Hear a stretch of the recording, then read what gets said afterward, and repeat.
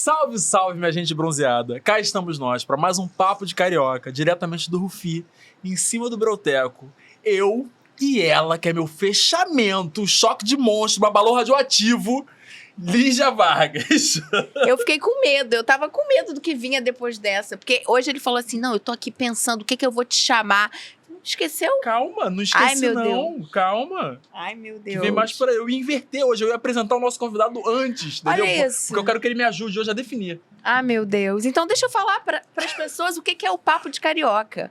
Esse podcast, toda semana a gente recebe um convidado diferente para uma mesa de bar recheada, igual essa aqui. E nessa mesa a gente fala biscoito. Mas se você come bolacha, tá tudo certo, porque aqui todo mundo é bem-vindo, né, Rafa? Com certeza, com certeza. E o nosso convidado de hoje, cara... Hoje, eu não tenho... Ele vai ajudar a gente a definir, entendeu? Porque ele é roteirista, de novela, de filme, autor de livro, de peças de teatro, ator, produtor, entendeu?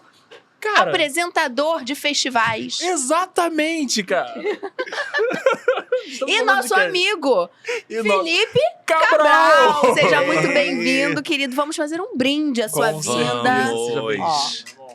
Obrigado pelo convite, gente. Fica à vontade, as coxinhas do Alecador, os pratos do Breuteco. Se você quiser uma tacinha de melt gin, fica à vontade. Tá bom. Ele Tá, tá falando pra- desde desde sempre. Eu vou provar uma hora, viu? Você Pode não deixar. precisa, Eu só... sei, eu sei. Agora, a gente tem outra questão. Eu sempre dou um Tá bom. apelido pra Lígia. E eu tô com um dilema aqui. Você, como roteirista, não tem uma coisa aí, Evita Peron, hoje? Ai, Você meu percebe uma coisa, Evita Peron? Tem. E tem uma coisa, qual é o nome daquela Isso. atriz? Sofia Vergara. Sofia Vergara. Ai, Sofia Pelo Vergara. menos Sofia Vergara. Gente, gosto, Mas sabe o que eu gosto. acho? Sabe o que eu enxerguei também antes? Tem uma coisa meio namoradeira, aquelas estátuas da janela. Não tem uma coisa namoradeira assim, ó? Também, Eu não pode sabia. ser. Olha só. Uma namoradeira perfeita, cara. Olha isso. Tem uma coisa meio premiação, eu acho, sabe? Sabe o que é isso, né? Esse batom e esse penteado que o Felipe faz. Mas é pra você que tá em casa ver o que eu passo aqui nesse podcast, entendeu? Isso é o que ele faz na frente das câmeras. A quinta série que rola aqui por trás das câmeras. Cara, olha só. Se a gente for mostrar por trás das câmeras, você é cancelada. Eu não, você é cancelado. O que você fez com o Feijó hoje... Feijó, me defende! Não, Feijó. O Feijó tava chorando hoje mais cedo, cara. Bullying severo. Ela chega arrebentando o menino. As pessoas vão acreditar que vai ser 1,5 metro de puro bullying. Olha isso. Cara, o assunto é você, não, Tá é, o, não é bom. o nosso bullying. O assunto é você Até hoje. porque todo mundo é cancelado fora das câmeras, gente. Com Hoje em dia, certeza. falam uma coisa, tá cancelado fora também, né? Com certeza. Seja muito bem-vindo. A Obrigado, gente tá muito amigo. feliz de você estar aqui. A gente começa por onde? Por A onde você gente quer começar? sempre, na verdade, começa falando sobre essa cidade maravilhosa que a gente vive, que é o Rio de Janeiro. Então, a Amo. gente pergunta pro nosso convidado, assim, qual a sua maior carioquice? Meu Deus. Carioquice. Você é um carioca raiz ou um carioca Nutella, Felipe? Eu sou um carioca de Niterói, né? Pra começar. Assim, eu nasci no Rio, mas a minha experiência, acho que a maior carioquice é ficar anos da minha vida atravessando a ponte, pegando as barcas, ouvindo a piada de que o melhor de Niterói é a vista É a pro vista. Rio. E eu sou apaixonado por Nikit, assim. Eu morei, né, dos 10 aos 30 anos ali. Então, acho que a minha maior carioquice é continuar apaixonado. A minha mãe ainda mora lá. Eu adoro chegar lá, andar pela praia de Caraí. Tem o museu do Oscar Niemeyer, que é o MAC, que é aquele que parece um disco lindíssimo. voador. A minha mãe mora ali perto. Então, assim, tenho muitas lembranças ali de tudo. E de pegar o ônibus também, né? Porque eu andei anos da minha vida no 996, que não existe Que mais. cruza a ponte? Que era Gávea pra Niterói, pra Charitas. Você fazia faculdade na PUC. Fiz PUC, fiz jornalismo e fazia tablado, também teatro aqui no Jardim Botânico. Então, assim, minha vida durante anos era ônibus de noite, ônibus de madrugada, vindo pra PUC 7 da manhã, voltando 1 da manhã depois dos ensaios. Então, assim, acho que a maior carioquice é ficar rodando dentro de ônibus, fazendo Rio-Niterói, Rio-Niterói, Rio-Niterói. Muito carioca. Mas Rodar você- dentro de ônibus é algo muito carioca. É verdade, nunca ninguém falou disso. Mas você come italiano ou joelho? Não gosto, mas era joelho. Na minha cabeça é joelho. Na minha agora, cabeça é joelho. agora o negócio tá começando a ficar bom. Então Percebe que a genética dele é raiz, percebe? Tava lá, mas aqui, ó, o joelho, é joelho. Sempre foi Entendeu? joelho, É mas eu não intuitivo, gosto. é intuitivo isso. Não gosto de joelho. Pra mim era tipo assim, era o ai, não sei o quê. Eu sou da empadinha, gente. Você é um cara da Eu sou da empadinha? empada. Vou no negócio, o que tem? Empadinha de frango, Eu empadinha não de como camarão. empadinha. eu também não curto empada. Não curto Nossa, é o que eu empada. mais amo. É, tem... Além de tudo que está aqui, que eu amo também. Mas eu sou da empadinha. Do joelho eu sempre acho, ai não, presunto ali dentro, enrolado. Não gosto. Mas olha só, além disso, já que você falou que você tinha o vislumbre maravilhoso do Rio enquanto você morava em Niterói, porque é o melhor de Niterói, as Não pessoas é. lá que me Cara, desculpem. tem um mar de coisa maravilhosa. Não. Niterói tem Catando muita coisa cancelamento. maravilhosa.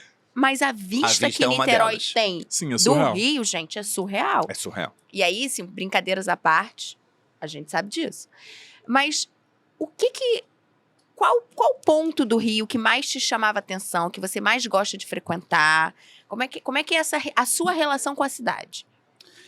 Eu mudei bastante já a minha relação com o Rio, porque quando eu morava em Niterói, eu via Ipanema, Alagoa como uma coisa muito distante, muito longe da minha realidade. E aí depois, quando eu me mudei, eu fui pra Ipanema. E é muito engraçado, porque eu tenho uns amigos que faziam tablado, que cresceram no Rio, que falavam, Ipanema nem pensar. Que são da Gávea, são de Laranjeiras. E aí falavam, Ipanema nem pensar, como se fosse o lugar... E é realmente, né, muito turístico, né, muito badalado, muitos corpos sarados. Então tem toda uma cara para aquele bairro. Mas para mim, quando eu pude alugar um quartinho, eu fui na General Osório, Ipanema. E eu falava, mãe, vem pra gente ir na praia, aqui do lado. É uma quadra agora, praia. E eu continuo morando em Isso ela do Ipanema. apartamento dela olhando a praia, Niterói. É certo, você quer que eu vá pra ir pra praia com você.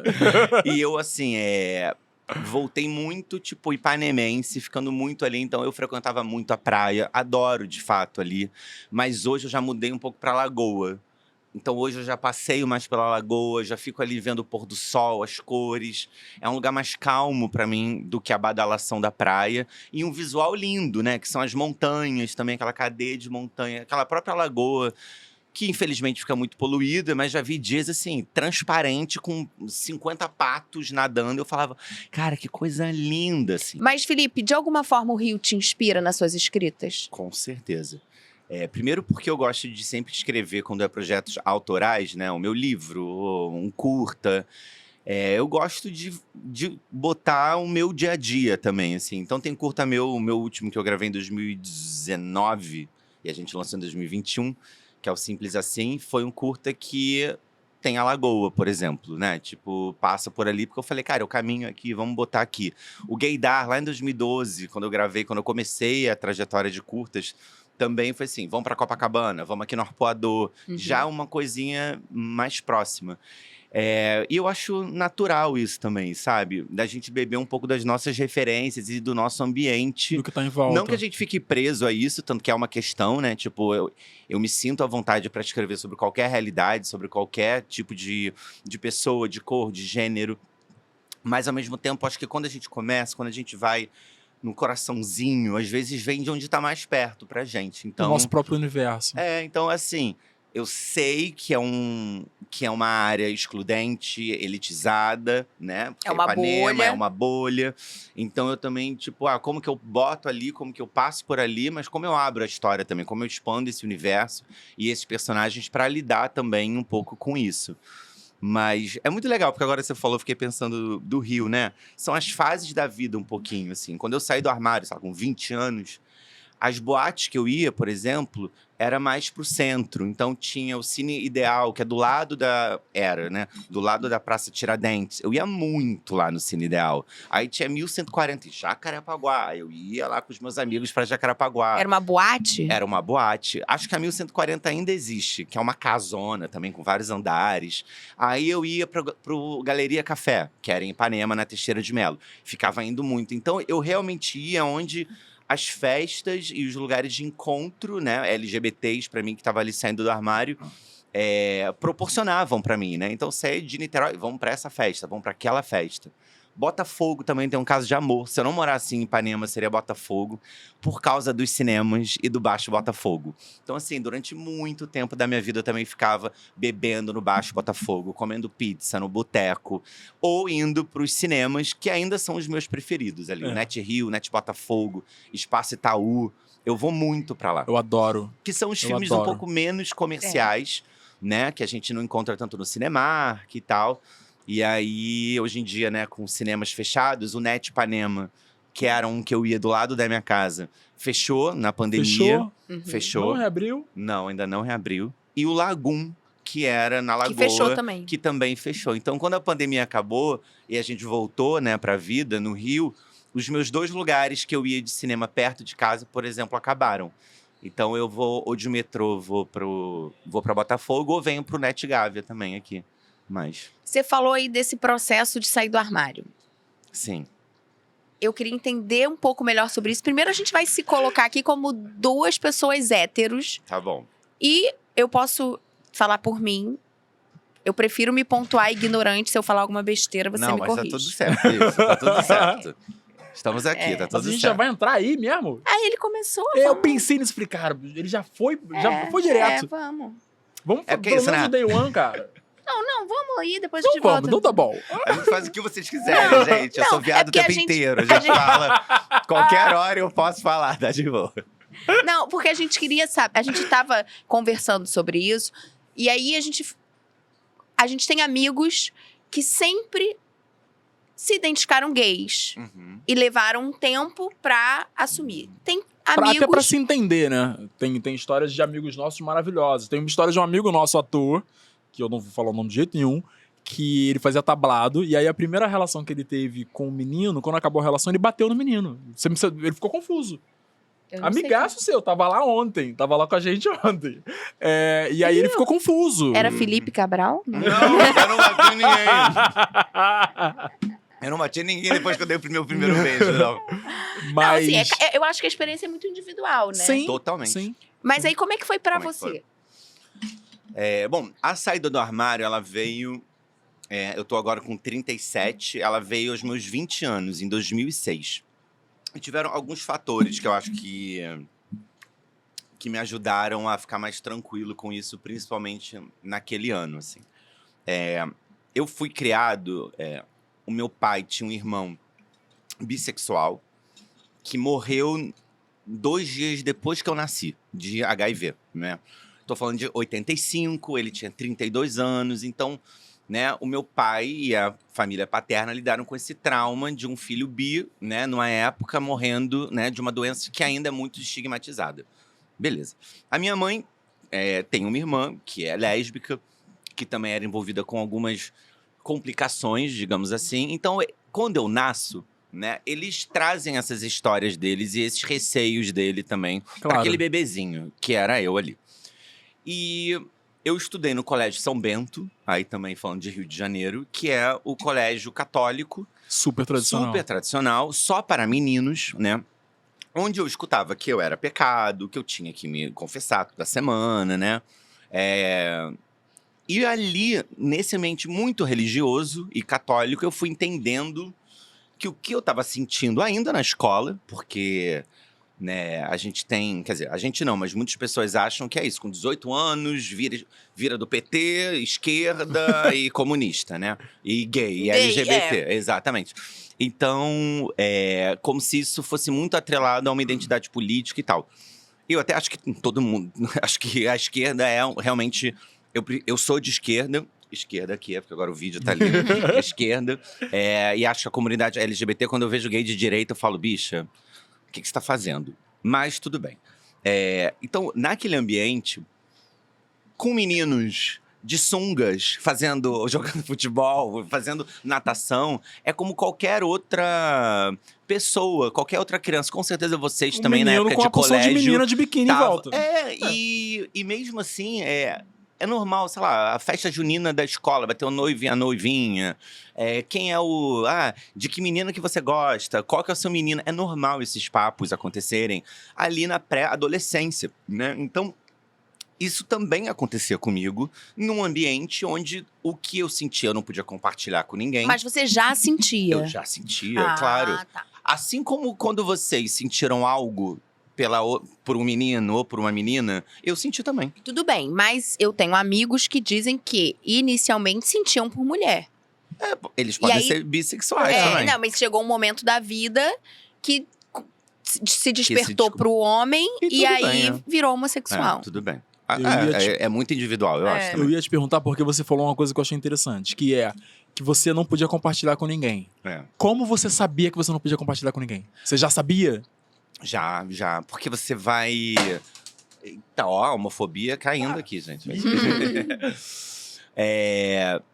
Eu já sabia porque a piada do viadinho, né, tá sempre na escola, infelizmente, né? Então, se bobear, as pessoas sabiam antes de mim. Eu até coloquei isso no meu livro, que é quase triste também, porque você ainda não tá. Pô, eu sou gay, né? Aí tá tudo... Você entende que na novela um personagem parecido com o seu tá sendo rejeitado. O ator que fez a próxima vítima, que era o André Gonçalves, apanhou na saída do Shopping da Gávea porque tava fazendo um personagem gay.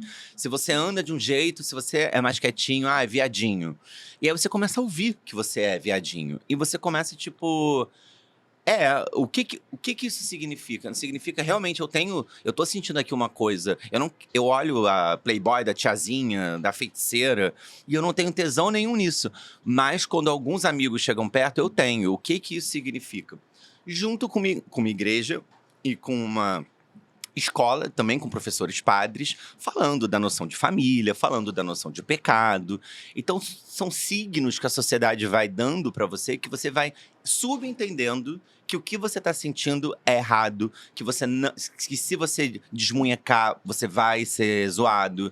Então, assim, é um horror, mas muito cedo você entende que a sociedade vai te julgar Aham. e que quem você é e como você age. E às vezes você age muito inconsciente. Eu não tava lá assim, Queen! Não, eu tava tipo, sei lá, jogando bola com eles, né? Mas o meu jeito de chutar, o meu jeito de andar, o meu jeito de rebolar, qualquer coisa muito sutil, Qualquer nuance diferente é motivo pra agressão, ainda mais no meio dos adolescentes. Exatamente. Você falou uma coisa agora que, isso você tá me falando, eu tô lendo o livro da Viola Davis. E aí ela fala uma coisa que é uma sensação que aí cai pra mim enquanto racismo, que é você cresce tendo a sensação que você é errado. E não que você fez errado, mas Isso. você é errado. Isso. É isso. É isso. É exatamente isso. É por isso que eu acho que as minorias precisam cada vez mais conversar mais, até sobre as interseccionalidades, né? Tipo, eu como gay tive outra experiência de um amigo meu gay negro periférico, gay gordo, né? São vários tipos de bullying, né? E de experiências que cada um de nós passamos. Mas a ideia é exatamente essa, que você está errado. Você vai decepcionar os seus pais. Então eu lembro da minha mãe, que ela nem lembra disso, eu já botei isso até no filme, ela ficou, eu não falei isso. Mãe, falou. Que eu lembro marcou. dela. Que me marcou. Que ela ligando pra minha avó, falando, o Felipe tá falando muito com a minha irmã, que era minha tia, né? Aham. E eu tô com medo que ele vire viado. E eu tava, tipo assim, passando no corredor e ouvi. Então aquilo era uma outra camada pra mim do tipo, então se eu for viado, a minha mãe não gosta, minha mãe tá preocupada com com medo isso, tá com disso. medo que eu seja isso e tal. Então a gente vai juntando pecinhas e a gente vai crescendo, né? Adolescente, 13, 14, 15, 16, tem uma pressão dos amigos, das festas que você vai. Eu só fui na primeira boate, que foi no Galeria Café em Ipanema, aos 20 anos, quando eu saí do armário. Você não tinha ido antes? Nunca teve vontade?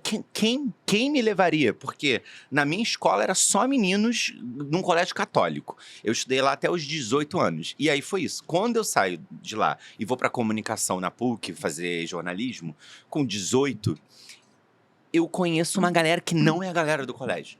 E eu falo, graças a Deus. Não, é uma Primeiro, galera oposta. É comunicação. E assim, tô falando de 2004. Nem tinha um curso de cinema, por exemplo, na PUC ainda. O curso de cinema entra em 2007, quando eu tô saindo. Que é outra galera também. E outro debate, você vai na PUC hoje, ela é muito mais diversa do que era na minha época, há 19 anos atrás. Então assim, era um outro mundo, era outra representatividade nas novelas, na TV. Era outro debate que a gente tava tendo, que eu nem tinha, lá em 2004.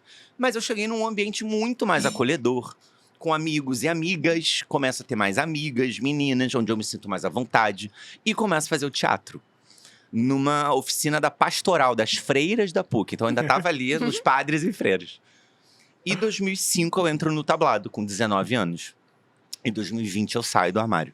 Então, pra mim, sair do colégio, entrar num curso mais diverso, começar a fazer teatro, onde eu lembro que o meu primeiro professor foi o João Brandão, que é um homem gay, com uma atriz e um ator gay e sapatão, que eram os mais bombados da turma. Então, viraram os meus ídolos quando eu entrei. Eu falei, cara… E aí, foi com eles que eu fui me sentindo à vontade até sair do armário. E sair do armário quando um deles, que era o meu amigo gay, foi viajar pra Suécia. E na festa de despedida dele, eu comecei a chorar. Ia chorar. E aí todo mundo, o que tá acontecendo, Felipe? O que tá acontecendo? E aí eu falei, cara, eu gosto de alguém. E aí falaram, é uma menina? Eu falei, não. Aí já falaram assim, é o fulano? Eu falei, é. E tava na cara pra todo mundo, óbvio. E aí, a gente ficou essa noite, antes dele, um drama, né, também. Fiquei, ele foi embora. Esse foi o primeiro beijo? Foi o primeiro beijo, meu primeiro beijo. Com 20 anos? Com 20 anos. Primeiro beijo, eu considero meu primeiro beijo. Porque eu já tive que beijar meninas antes, por pressão social de amigos também. A sensação completamente diferente. Eu nem lembro. Assim, eu lembro de uma história de uma garota, eu lembro de uma outra menina que eu beijei no parquinho do condomínio que eu morava em Itaipu. Mas eu acho triste, assim, que eu falo, Claro. cara, que pressão, né? Tipo, eu nunca quis, eu nem queria.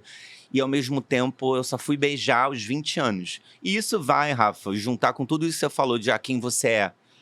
Eu tenho 20 anos da minha vida onde eu não pude ter a minha adolescência plena, a minha infância plena, onde eu fiquei me rejeitando, me escondendo. 20 anos da minha vida.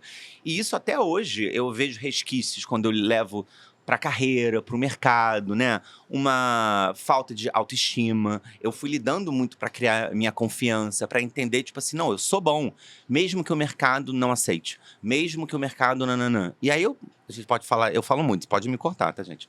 Não tá ótimo. Porque tudo isso vai influenciar em como eu me vejo, até eu me amar, até eu falar, cara, eu sou maneiro, não, peraí, eu posso ficar com outra pessoa. Não, peraí, eu posso viver plenamente isso. E na carreira. Eu tô como ator, no primeiro agente que eu entrei era tipo, você não pode dar pinta, senão vai acabar a sua carreira. Ai, gente, pelo amor de Deus. E isso eu lá, com 20, 21, nervoso, entrando no mercado dos meus sonhos, falando, eu sou bom no teatro, mas não posso ser quem eu sou. E aí, como eu vou… Então, que carreira eu vou seguir se eu não posso ser quem eu sou, sabe? Se, né, tem muito a ver com quem a gente é, o nosso trabalho artístico, Sim, né? com certeza. E aí, foi em 2012 que eu fiz, de fato, daí, ou seja, 6 anos depois que eu saí do armário, o meu primeiro curta, que era o Gaydar. E aí, fiz o Gaydar, fiz o Rótulo, fiz o Aceito, fui fazendo um por ano. Fui indo nos festivais de cinema, encontrando outros artistas LGBTs, produtores, cineastas, atores, atrizes, ganhando prêmios e falando, caraca, é possível. Há um caminho, não sou o único, nem estou sozinho. E aí, foi em 2014 que eu lembro que eu publiquei. Eu falei, eu sou gay mesmo. E eu fiz questão de botar textão no Facebook. Falei, estou me aceitando. Foda-se, sei lá o que será. Porque não tinha tantos exemplos de pessoas LGBTs. Teve essa conversa dentro de fazendo. casa antes? Aí foi diferente. Quando eu saí do armário em 2006, com 20 anos, eu acho que eu já tinha uma coisa… de defesa, de ser ativista nesse lugar do tipo… Eu não tô errado. Quem tá errado é a sociedade, sabe? Com relação à minha orientação sexual. Você cria uma parede pra se proteger nesse proteger, processo. Você já amigo. sabe que vem uma agressão, então você agride primeiro. É isso. Então, assim, com a minha mãe, com meu irmão… Foi uma época, tipo assim… Eu lembro de estar no bar do tablado, 11h30 da noite. E eu falei assim, eu vou pra casa agora, eu vou falar. Ela, que isso? Tá maluco? Peguei meu ônibus, fui… Atravessou a ponte. Atravessei a ponte nesse drama. Não deu tempo de se arrepender, mudar de Não, ideia. eu tava muito focado. Mantendo a energia alta, mantendo a energia alta. Nossa! Falei, agora. Se O fuxibar. público tá acompanhando. Eu Você vou tá chegar lá. atravessando a ponte, aquela vista de noite. Eu fiz o gancho do capítulo falando, eu vou pra casa agora e vou contar tudo. Acabou. No dia seguinte eu cheguei em casa. E aí quando eu cheguei foi isso, eu acordei a minha mãe, eu falei, mãe, vai pra sala agora, eu preciso falar com você, e chama o Gustavo, que é meu irmão. Ela, o que tá acontecendo? Não sei o quê. Eu falei, vai agora. E aí eu falei, olha, eu fiquei com um amigo meu agora. E vocês são as últimas pessoas que estão sabendo. E eu acho triste, porque vocês são minha família. E vocês são as últimas pessoas que eu tô contando. E eu vou trazer amigos aqui pra casa. E eu não quero neurose de que qualquer amigo meu que vem, eu tô lá dentro transando. Então, assim, eu quero que eu possa trazer amigos que nem o meu irmão traz os amigos dele e as amigas dele. Levantei e fui pro meu quarto. Não esperou A minha as mãe ficou… eu lembro dela muito… E aí, logo uma coisa do tipo… Eu não fui uma boa mãe. Quase um onde eu errei, mas muito mais dela comigo. Tipo, o que eu fiz que você não pôde vir falar comigo antes e tal. Ah, nesse lugar. Nesse Não, lugar. não é o lugar de você ser gay, mas sim o medo dessa comunicação. Mas ela também teve o tempo dela de achar estranho, quando eu comecei a ficar com sei lá quem. E aí ela falava não sei o quê. E eu era muito duro com ela, que eu falava assim, tá bom, então você não quer conhecer ele? Então se eu casar com ele, você não quer ir no meu casamento. Se eu adotar com ele, você não quer conhecer seu neto? É isso? Porque eu vou viver minha vida, você não quer fazer parte mais dela. Corte E aí seco. E é um pouco tipo assim, lida com isso. A decisão vai ser sua, porque eu vou seguir minha vida. Cabe a Mas você… que também não é fácil. Claro. Aí vem toda a camada do lugar dela que eu, ao longo do tempo, fui entendendo. E ela foi entrando muito calma também. Principalmente pela minha profissão. Quando eu comecei a ir nos festivais de cinema LGBT, ela queria prestigiar o filho dela, né? Então ela começou a ir, eu tô ganhando, eu tô ali. E ela tá vendo com quem eu tô ali, quem são as pessoas que estão ali, os outros filmes que ela tá assistindo. Então foi pelo cinema, pelas minhas histórias nascendo, que ela foi também aprendendo com as histórias que ela via, né? Que não tinha problema nenhum. Até ela, depois, quando tava com meu ex, falar… uma amiga minha falar, olha… Fê, sua mãe agora acabou de apresentar o fulano como é o namorado do Felipe. Eu falei, minha mãe falou isso?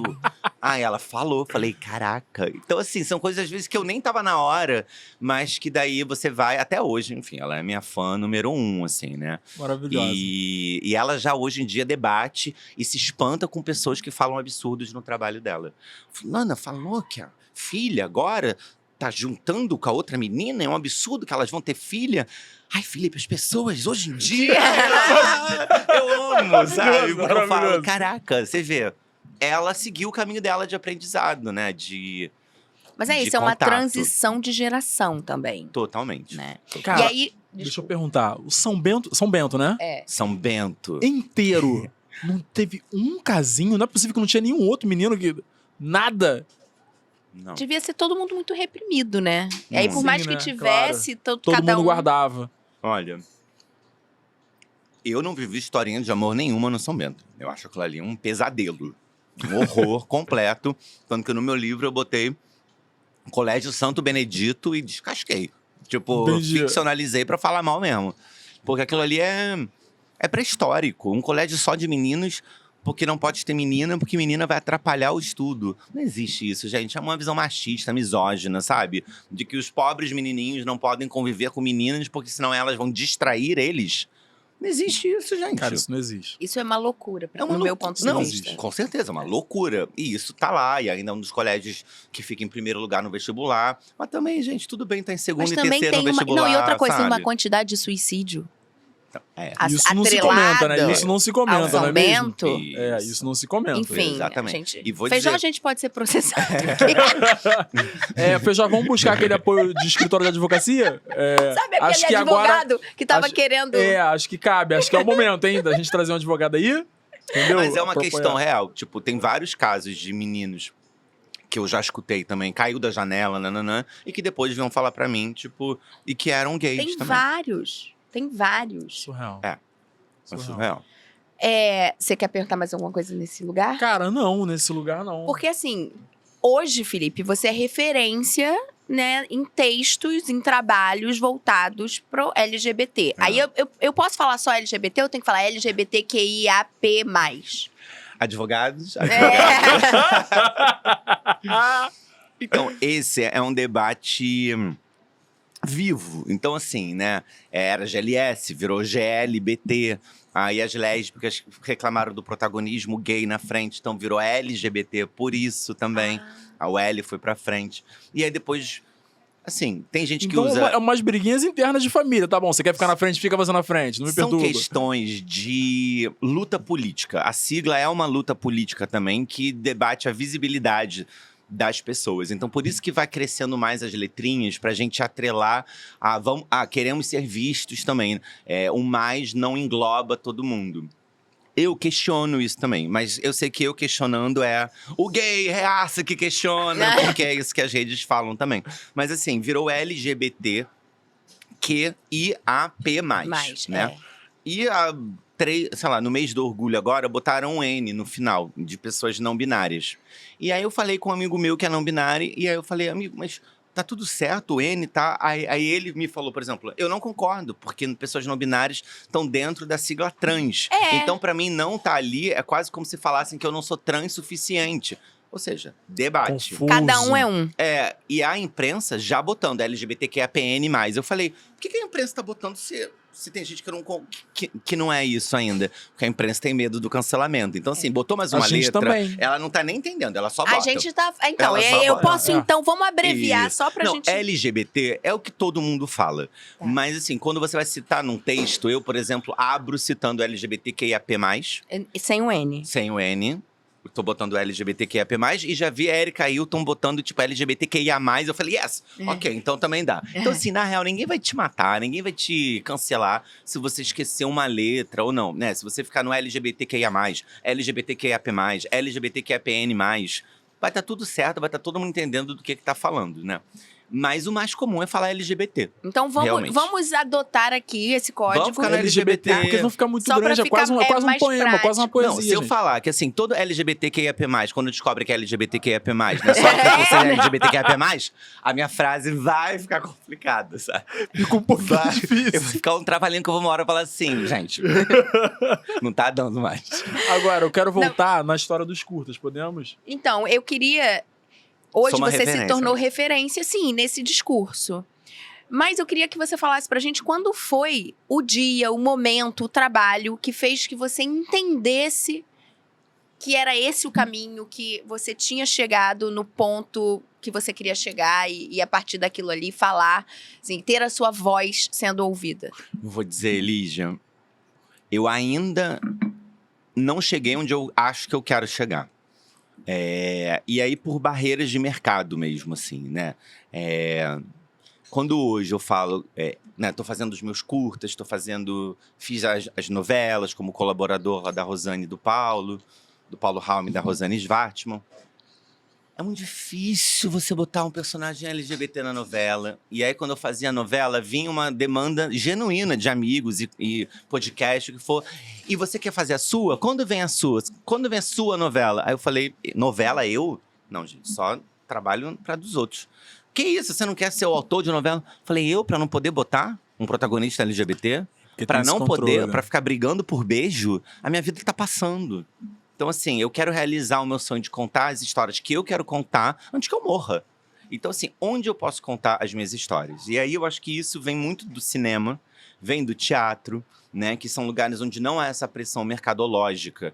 Falando de um cinema de festival, um cinema autoral, né? Não um cinema onde o streaming vai comprar, onde alguém vai patrocinar. Que daí também a gente vai esbarrar em questões ainda de mercado, essa é uma história de nicho. Então tem que ter alguém famoso. Mas enquanto o Brasil isso, né? Porque lá fora tem algumas histórias hoje em dia... Enquanto o Brasil, amigo, você vai ver, assim, a Netflix, a Amazon... Toda a HBO, né? Você vai ver que assim, tem um catálogo enorme LGBT no streaming. Que é 85% lá de fora. Sim. Ou quando é nacional, é de festival que eles compram filme pra botar no catálogo. Agora, original que eles estão produzindo, são 5 em todos, assim. Você vai juntar, são 6, 5. Eu tô assistindo uma série agora que é LGBT. Então eu tô morrendo de rir. Glamorous, já viram? Não, é da Netflix, né? Então, é lá de fora. Vai eu propor uma Glamorous aqui. Não rola. Não rola, sabe? Então, assim, o momento pra mim foi quando eu tava no terceiro curta, que foi o Aceito. Que é um curta que eu fui pra São Francisco, eu fui pra Cannes. Foi um curta que eu circulei muito. Não foi o rótulo que você ganhou o prêmio? O rótulo eu também... Eu ganhei prêmio com todos. Ai, Gentinho ele! Mas assim, foi uma verdade, assim, isso... Porque o rótulo foi internacional, né? Tem essa... O rótulo... eu também... É porque todos também ganharam o prêmio lá fora, gente. Deixa mas, ele assim, falar do day one dele. Vocês estão vendo isso aí, pessoal? Tá difícil, não é? Mas é porque, enfim, Eu acho. rodar os festivais dá isso um pouco, de você mandar. E eu sempre mandei os curtas para festivais de cinema LGBT. Que era assim, eu falei, se é pra eu pagar a inscrição, eu vou pagar no que eu acho que eu tenho mais chance. Então, vou na minha bolha mundial. E deu tudo certo.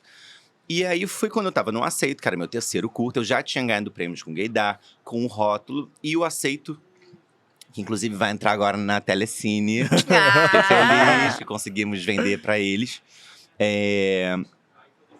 Era um curta sobre aceitação, né? Era um curta sobre, claro, ali um pedido de casamento, né? Que é um menino que pede o namorado em casamento e bota os amigos no quarto. Então, quando o namorado fala aceito, todo mundo entra comemorando. O namorado, obviamente, não fala aceito, não quer casar, questiona o casamento e fica uma situação... Para de dar spoiler. Não, esse é o comecinho do curta. Esse é o Vai comecinho. estrear no Telecine. Gente, então, a sinopse é essa, tá? Um quer pedir em casamento, outro não quer casar.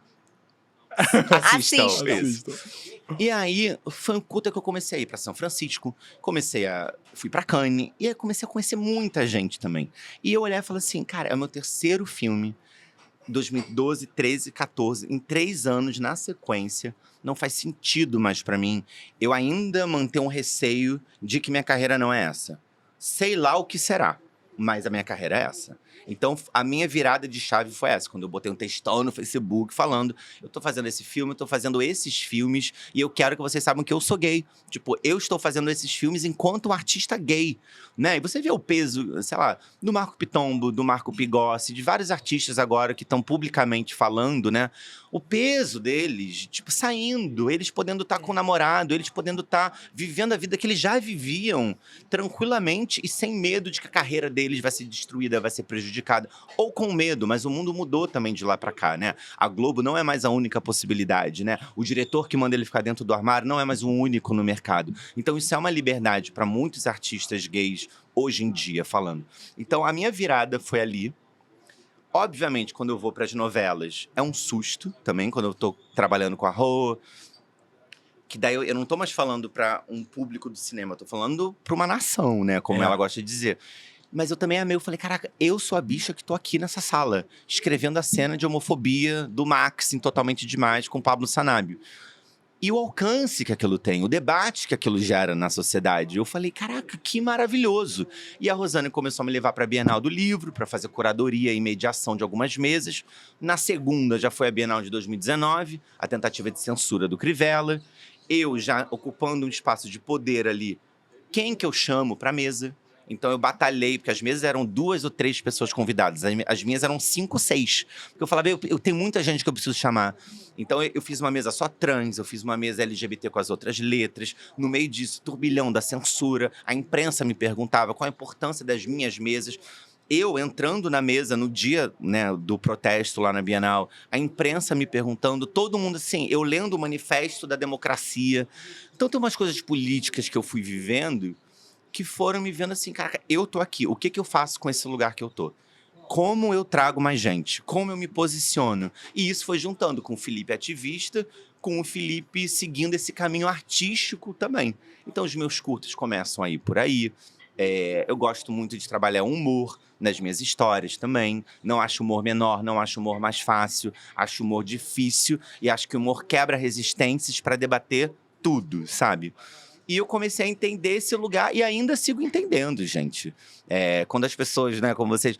você é referência, você não sei o quê. Eu olho pra trás e falo, eu acolho e abraço a minha estrada. Eu, tipo, vou estar agora na minha 4ª Bienal. O meu livro já vendeu, 10 mil livros. Tipo assim, é um best-seller. Os meus curtas são premiados. E aí eu começo a conversar com as gerações mais novas, de 20 anos, 22, 23... que já me veem nesse lugar, como alguém que fez uma carreira e que eles querem seguir também. E aí é que eu vou entendendo um pouco desse lugar da referência, né? Mas mais pra mim como alguém que segue batalhando, que segue questionando, que segue insatisfeito ainda, que ainda segue frustrado com o mercado, que ainda segue, entendendo, caraca, o que eu perdi também com esse mercado ao longo da minha carreira, sendo publicamente um ator gay, né? Quando a gente vê hoje vários atores saindo do armário, né? Falando, eu tive que manter minha imagem hétero durante muito tempo, com medo que a minha carreira fosse prejudicada, e agora estou livre. Acho ótimo, de verdade. Acho que eles sofreram muito enquanto eles estavam vivendo isso. Mas eles, de uma certa maneira, se jogaram o jogo durante um tempo. Sim. Então, eles construíram uma carreira como héteros, digamos assim, e agora eles estão livres. E eu que não conseguia. E eu que não quis seguir outro caminho, mais à margem, né? Fora do mainstream, né? Você que eu consegue enxergar perdi? coisas que você perdeu? Porque eu não... É porque você olha pra mim falando assim, cara, olha tudo que você fez. Então, óbvio que você conquistou muita coisa. Mas quando eu vou num edital, quando eu vou num pitch e falam que tem muito personagem LGBT na minha história, ou quando eu entendo que eu posso ter perdido papéis porque eu era gay e aí só me chamam pro gay e era o gay cabeleireiro, era o gay estereotipado, sabe? Então era quase como se eu não fosse assim, eu não sou a bicha tão engraçada e pra estar encaixada pra ter conseguido, e também não sou o bofinho que consegue esconder que é viado pra seguir outro caminho. Então, sim, tem horas que eu fico tipo, o que eu Pensando. perdi, sabe? Né? Como que poderia ter sido? E deixando isso de lado e falando, caralho, mas olha o que eu vivi. Olha o que eu consegui. É porque é uma sensação de exclusão. Sim, De você sim, tá sim, fazendo sim. uma coisa fora, porque o dentro não tá te dando muitos sims. E aí você vai fazer fora. Eu entendo isso perfeitamente, mas queria falar uma coisa que tá batendo muito na minha cabeça, assim. Eu acho que se a sua história tivesse sido diferente, se você não tivesse passado 20 anos dentro do armário, se você não tivesse vivido a realidade de um colégio de padres só para meninos, e qualquer ponto aí tivesse sido diferente do que foi, talvez a força e a potência com a qual você abriu caminhos e portas para essa discussão também não tivesse sido a mesma. Eu concordo, Entendeu? eu concordo, eu concordo. Fala, Rafa. Eu acho que tem uma coisa aí, a minha comparação é sempre com o racismo. Mas eu acho que tem um lugar de pavimentar. Acho que tem um lugar de evolução humana que a gente gostaria que tivesse resolvido, mas a gente faz parte da solução. Percebe? Sim. E se você olha pra trás, porque é exatamente o que eu faço. Porque tem uma coisa que eu questiono muito hoje em dia, até a falta de paciência com relação ao racismo e tudo mais. Cara, as pessoas estavam sendo espancadas há 40 anos atrás. Eu sou completo. Gente, eu sou um preto completamente mimado.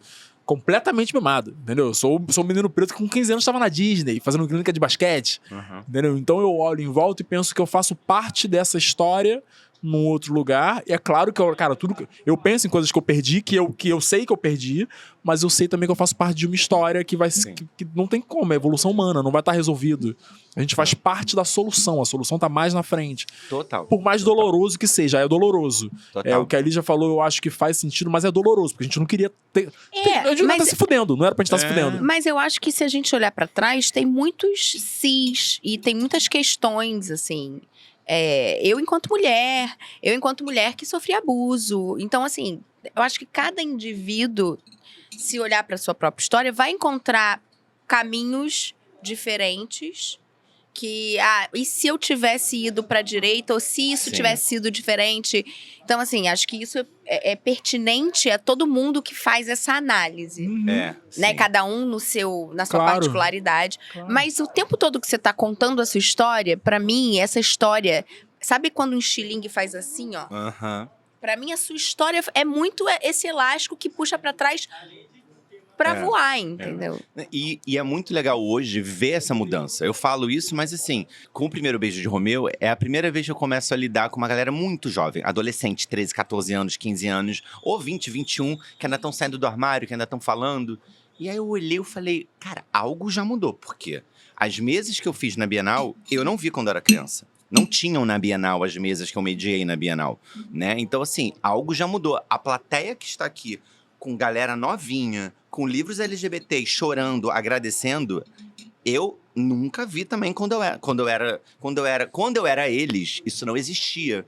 Então você já vê uma mudança acontecer de fato com uma geração mais nova. Então eu concordo, nós somos parte da solução, né? Porque a gente vai A gente vai batalhando os nossos junto com as nossas causas e só de estar batalhando, né? Só de estar tentando, lutando, questionando, isso já é uma motivação para quem tá vendo lá de trás, digamos assim, né? Mais novo. Então, por exemplo, eu lembro do Felipe Raiuti, que é um ator que agora tá com monólogo aqui no Rio, Selvagem. Que eu fui assistir semana assistir? passada. Não, eu vou até te soltar. Porque... Ele falou isso pra Pode mim convidar ontem. o Felipe aqui. Não, quero muito. Então, o que acontece? Eu fui assistir semana passada, Selvagem. É incrível, assistam. Eu fiquei uma semana achando que eu poderia ser gay e eu não sabia. Tá? Por quê? Porque a criança viada daquele conto, eu falei, gente, é o Chan, Spice Isso. Girls, sou eu. Aí eu fiquei, não tô brincando, desde quarta-feira passada assim, o que eu perdi? Eu me observando. Ele falou pra mim ontem, que eu perdi? eu tô há uma semana depois da peça do Raiuti pensando se eu não sou gay. Já concluí que não, sou hétero Tá tudo mesmo. certo aí. Mãe, desculpa, infelizmente, não vou te dar essa alegria. Mas, cara, eu fiquei realmente, A tipo... peça é muito boa. E eu acho que o mais interessante de qualquer tema nesse lugar é o espaço de questionamento. Sim. É poder, porque até esse lugar de olhar e falar, cara, calma aí, onde é que eu entro nisso aqui? Será que eu perdi alguma coisa? Ah, não perdi, tá, tudo bem, tá tranquilo. E aí, quando eu fui ver o Selvagem dele, eu tinha visto antes um filme dele, que ele também escreveu, A Cozinha, que o Johnny Massaro dirigiu e passou no Festival do Rio. E é um filme queer também, é um filme LGBT. E aí eu falei, amigo, pô, que maravilha, tal dele, amigo, muito importante o seu olhar. Eu falei, não, amigo, parabéns, pô, tá ótimo. Aí ele, não, porque, né, você, tipo, é uma referência pra mim. Aí eu falei, amigo, tá bom, eu que abri caminhos, brinquei, né? Aí ele falou assim, não, mas amigo, mas foi sim. Porque enquanto você fazia os seus curtas, você me mostrava que era possível. E aí eu fui vendo você ao longo dos anos fazer tudo isso, e isso me mostrou que eu poderia também. Então foi muito legal também ver ele, que é meu amigo de tablado, né, e que tava, entre mil aspas, inserido ali na Globo e nos personagens da Norma, né? Começar, tipo assim, fazer o filme LGBT dele, fazer uma peça de monólogo falando sobre a criança viada dele, da vida dele, e quanto isso tá livre, tá libertador e enriquecedor pra ele. Então é muito bacana, porque é isso. Só de você fazer, você mostra que é possível. Só de você Sim. ocupar um espaço, você mostra que os outros também podem ocupar. Então, acho me que veio nisso por eu me inteiro sinto. aquele poema é a nossa luz, não a nossa escuridão que a gente mais teme. Sabe qual é? Não. Eu não vou lembrar o poema inteiro agora. Ele tá em Coach Carter, no filme, Mas ele promete que ele vai gravar um vídeo recitando esse poema bem seduzente. Não pra gente seduzente, postar. não. Seduzente, pô. Pra gente postar aqui no Instagram Vai do entrar Papo no de recorte Carioca. do vídeo. Vai entrar no No recorte do vídeo não, que quem tá assistindo o episódio do Felipe não quer saber de você. Mas no Instagram ele vai estar nu. Né não, Feijó? Nu. Ele vai Cara. malhar antes pra ficar inchadinho, entendeu? E aí ele vai recitar esse poema. Ela tá prometendo coisas que não serão entregues, pessoal, infelizmente. Eu posso fazer o poema, faço o poema amarradaço, mas não vai ser nu, não vai ser nu. Só sem camisa. Cara, Deixa a gente lhe usar, Rafael. Como cada um vê a poesia, né, gente? Mas, Felipe, fala pra gente como é que foi o início nas novelas. Novelas também, que é uma dúvida que a galera... Como é que você chegou lá? Como é que eu chego? Como que eu mando? O início foi porque em 2011, 12, eu fiz uma websérie com a Cláudia Sardinha, que é uma amiga minha roteirista e atriz também. E a Cláudia já conhecia a Clélia Bessa, que era da produtora da Rosane Svartman, que é a Racor. Então, Claudinha já conhecia a Rosane. Claudinha entrou em Malhação Sonhos. Acho que foi Malhação Sonhos, isso. E ia ter... Eu fazendo mapa com a mão ficando torto aqui. Ia ter Malhação Sonhos e Totalmente Demais estreava junto. Então, a reta final de uma ia juntar com o começo da outra. E a Rosane perguntou pra Cláudia, você tem alguém que dê pra entrar agora no começo pra vocês depois virem, mas que seja mais ou menos no seu perfil? Ela, eu tenho o Felipe Cabral, indico De Olhos Fechados, que a gente trabalhou. E a Rosane lembrou, porque tinha visto ali já a nossa série. série no Multishow, Quero no Ser Multishow, Solteira. Quero Ser Solteira. E ela conhecia os meus curtas também. Então, nisso, ela me chamou, eu fiz um teste, mandei umas cenas e tal. E aí entrei pra Totalmente Demais assim, em 2015. E aí fiz ali, aprendi muito, porque é um outro ritmo de trabalho. E a Rosane e o Paulo Raume, na época, são muito generosos, assim. Eles dividem os créditos com a equipe, sabe? Então, foi uma grande escola, assim, de fato. E depois, em Bom Sucesso, foi mais ou menos a mesma coisa. Tanto que quase a mesma equipe de Totalmente seguiu em Bom Sucesso em 2019. Então, assim, não tem nem muito mistério. Foi tipo indicação, gente. Foi quem indica. Então, o negócio é a Cláudia Sardinha, né? Sigam ela. Mas eu sempre falo também que as pessoas perguntam: como você publicou numa editora? Como que você entrou numa novela? Eu não comecei ali. Então, assim, sempre tem uma estrada, trabalhos para serem apresentados, portfólios sólidos, para quando você tiver alguma oportunidade, você falar, eu sou essa pessoa.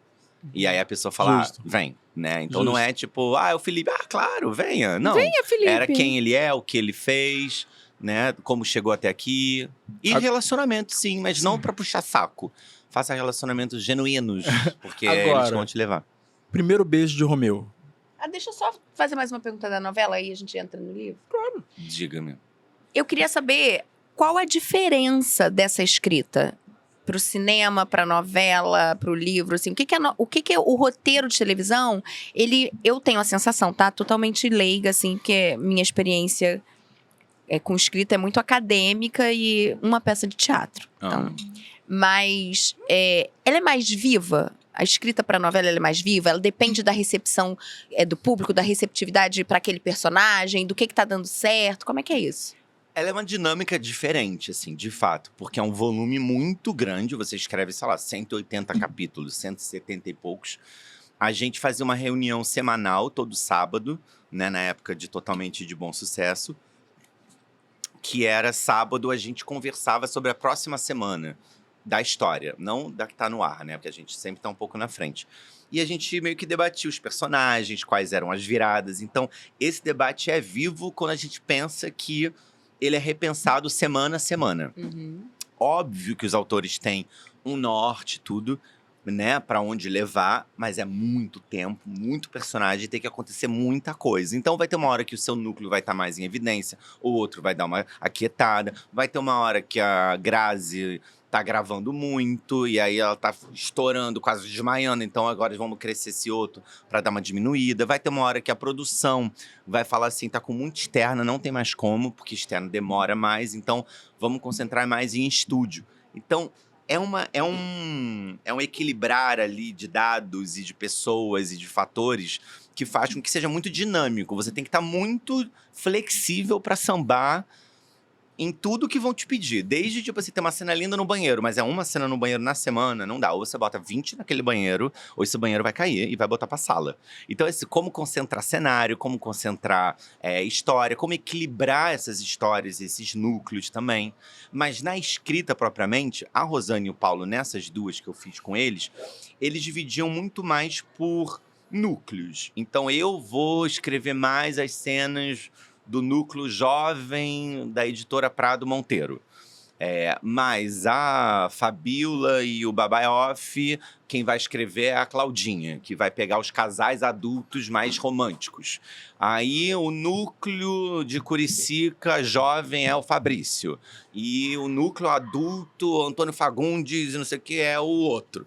Então isso faz com que a gente siga escrevendo mais aqueles personagens, o que faz com que a gente escreva muito esses personagens e ganhe muito mais liberdade e muito mais intimidade com eles. Então, assim, tem uma hora que você já sabe como eles falam, você já sabe como é, você já criou aquilo. Mesmo com a redação final da Rosane e do Paulo, depois que a gente escreve, né? Eles fecham os capítulos, a gente acaba criando um jeito deles e a vidinha deles. E a gente vai vendo o que funciona no ar, o que não funciona. Esse personagem tá chato, esse personagem a galera não tá gostando. A gente lê o Twitter, a gente vê o grupo de pesquisa, a gente já começa a entender que o Twitter também não é o Brasil. Tipo, o Twitter é uma galera. Então, tem horas que era gente muito revoltada ali e que era assim, não, mas o grupo de pesquisa tá adorando, então calma aí, sabe? Como que a gente equilibra isso? E você acompanhava a gravação, não? Então, outra mudança também agora para Vai na Fé, que eu não estou, mas conversei com a Rosane esse ano. A gente não acompanhava, porque a gente trabalhava num cafofo, num coworking, né? Aqui na Zona Sul. Então, a gente escrevia isolados do elenco, por exemplo, né? E isso acabou se refletindo em algumas coisas, assim, numa direção mais em evidência do que os roteiristas, né? E não só pela vaidade mesmo, não, mas por uma sensação de que o que chegava era um papel pro elenco, né? Por mais que gostassem, era um papel, mas quem tá no dia a dia era a equipe de direção. Então parecia que a gente era da novela, mas que a gente não era da equipe da novela, né? E agora, em Vai na Fé, a Rô falou que ela tá botando, que ela pediu desde o começo uma sala no Projac. Então, essa novela agora, eu sei que eles vão 2 vezes por semana escrever lá. E ela me deu esse feedback, como mudou, tipo, eles estarem ali, ela poder falar, Renato Sorrá, quem escreve a Vilma é o Mário Viana. Ô, fulano, quem escreve essa cena é esse aqui. E eles estarem lá acompanhando as gravações, vendo mais de perto, criou uma relação maior com o elenco e com a equipe, câmeras, assistentes de direção. As pessoas viram mais a equipe de roteiro como parte da grande equipe. Tipo, estamos contando essa história juntos, né? E o que a gente sentia lá era que eles estavam contando a história que a gente escrevia, mas quase como aquela ideia do escritor isolado na caverna, escrevendo o seu livro, né? E se eu não entendi, eu mudo o negócio aqui, tá bom, vai continuar do mesmo jeito, tá tudo bem, vida que segue. É isso. Mas acho que hoje eu queria viver essa experiência trocando mais com o elenco durante também. A gente trocava por rede social também, mas aí são outras camadas. Acho que mais É diferente. ao vivo Com certeza. acho Até no que lugar de é consulta diferente. mesmo, às vezes, de... O que você acha desse desenho? Então, dando um roteirista no set, você pode... Isso eu nem sei também, porque é complicado também, né? Pois é, se assim, o ator muda a frase que você escreveu, como é isso pra você? Depende muito. Depende muito. A gente já viu artistas relutando por caminhos de personagens e boicotando cenas. E aí era chamada. Era tipo. Boicotando a cena? Boicotando. E tinha uma cena que era a reconciliação de um casal, por exemplo. A gente tá voltando agora, né? Só que antes da gente voltar, você tava envolvida com ele.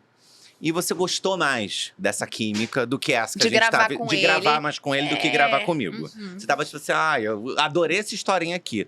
E os autores falaram assim, não, mas você vai terminar aqui, meu amor. Essa aí vai acabar daqui a pouquinho. E aí tinha uma cena que a personagem tinha que falar. Eu peguei a linguiça só pra tentar fazer parecido. Que era uma cena de jantar, e aí o cara falava, nossa, meu amor, tô muito feliz de estar com você, não sei o quê. E a atriz fez assim. Eu também te amo. Não. Aí eu. Não. Não. Ela falou, eu também te amo, olhando pra baixo, comendo. Era um alface, não era uma linguiça. E eu lembro da gente ficar assim, que isso? Que isso? Ela fundou a cena. Tipo assim, ela não amava ele e nem queria voltar com ele, sabe? Linguagem corporal da personagem por inteiro. Nossa. Aí o beijo da reconciliação. Parecia que ela tava sendo, tipo assim, violentada. Ele beijou ela e ela, boca assim. Falei, gente, você ama ele. Você tá feliz que você tá voltando com ele. Então tem horas que isso rola. Isso não é bom pro ator. Não é nem um pouco A minha bom pro única ator. coisa que eu falo assim, não, cara, troca, opina.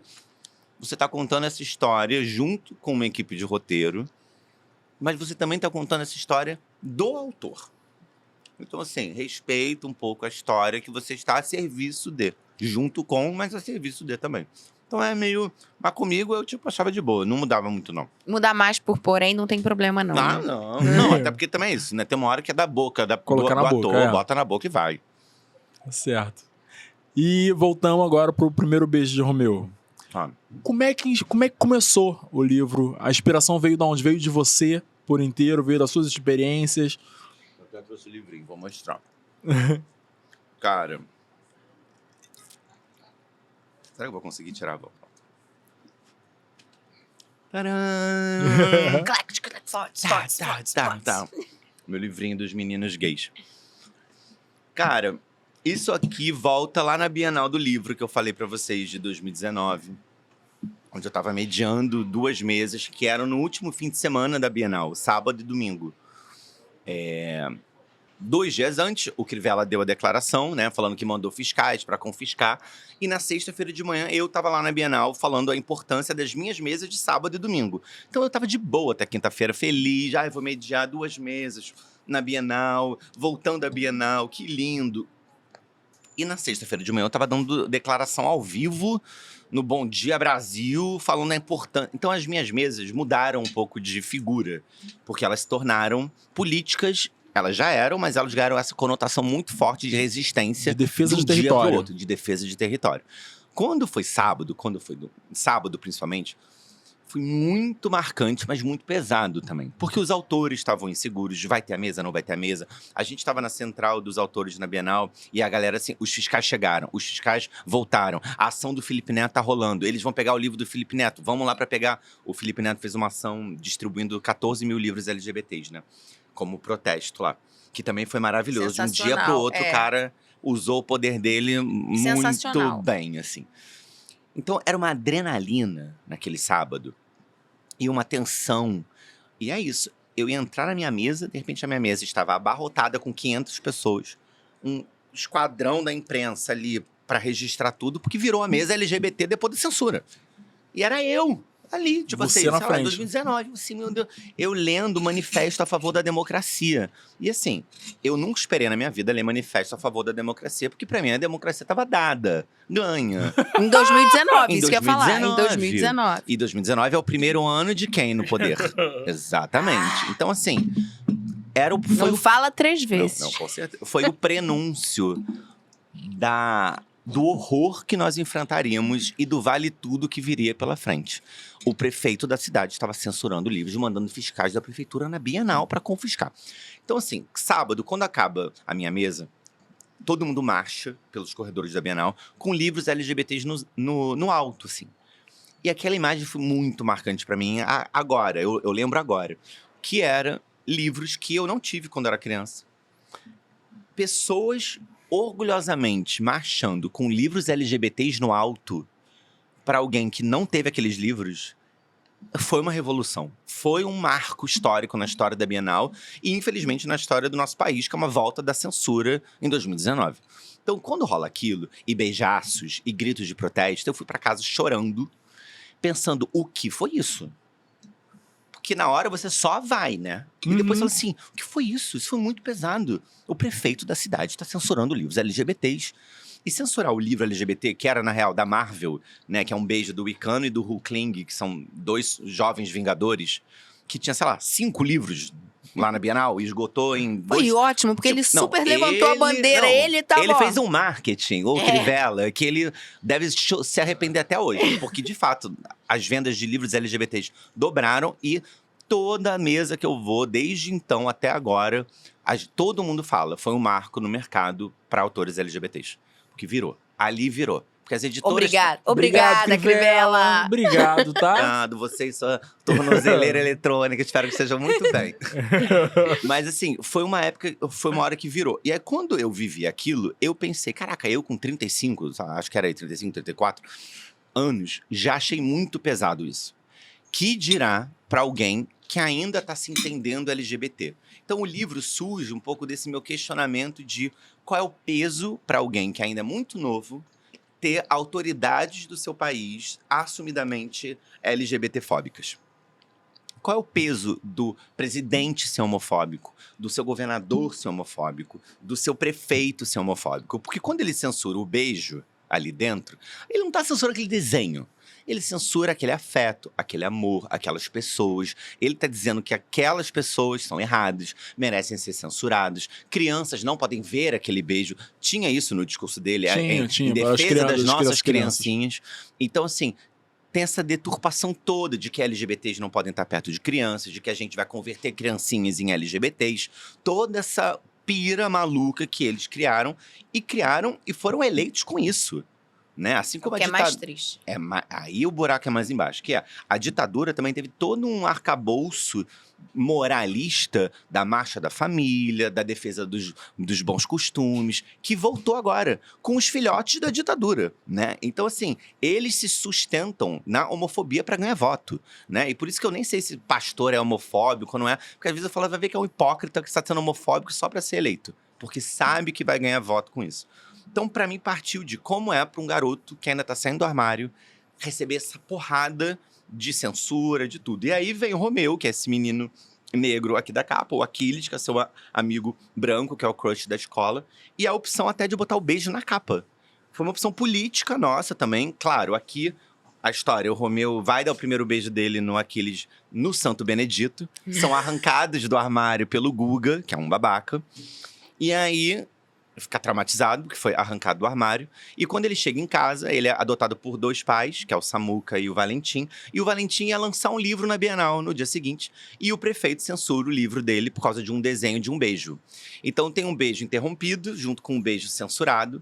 E o prefeito é pai do Guga, que é o menino que tirou ele do armário. Então tem as famílias rivais ali também.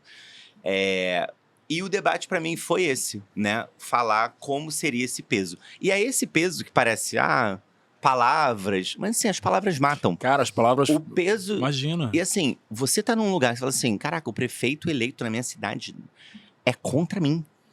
Mesmo você dentro do armário, às vezes isso aumenta a sua ansiedade, a sua insegurança, o seu medo. E não é à toa que, né, a taxa de suicídio entre jovens LGBTs é 3 vezes maior, por exemplo, do que entre jovens heterossexuais.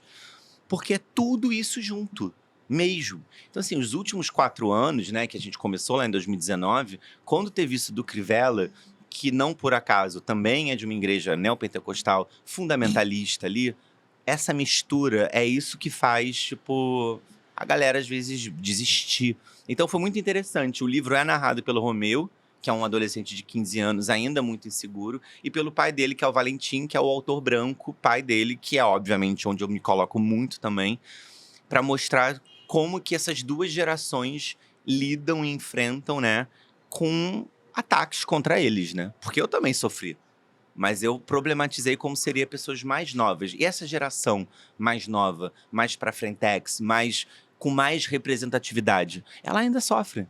Ela ainda tem os mesmos medos que eu. Só que o mundo mudou. Mas os medos ainda continuam. Porque ainda existe essa loucura em cima deles, né? Eu tô pensando se eu faço uma fala e qualquer coisa depois você corta, Feijão. Eu faço stand-up, né? Uhum. E aí, uma das piadas que eu faço normalmente no meio do processo, não sei se vai ficar engraçado aqui agora, mas é que com 20 e poucos anos e até hoje eu sou ator, sou cercado de pessoas gays, de todos os tipos. Com 20 e poucos anos eu trabalhava na loja, era vendedor de uma das marcas mais famosas do Brasil. E aí eu era cantado por homens num grau assim. Sou até hoje muito cantado, mas... E aí, cara, chegou um pra mim e falou assim: vem ser meu bebê na Itália, casa comigo, fala o seu preço, qualquer valor eu pago. E tu perdeu essa chance? É isso que eu ia falar.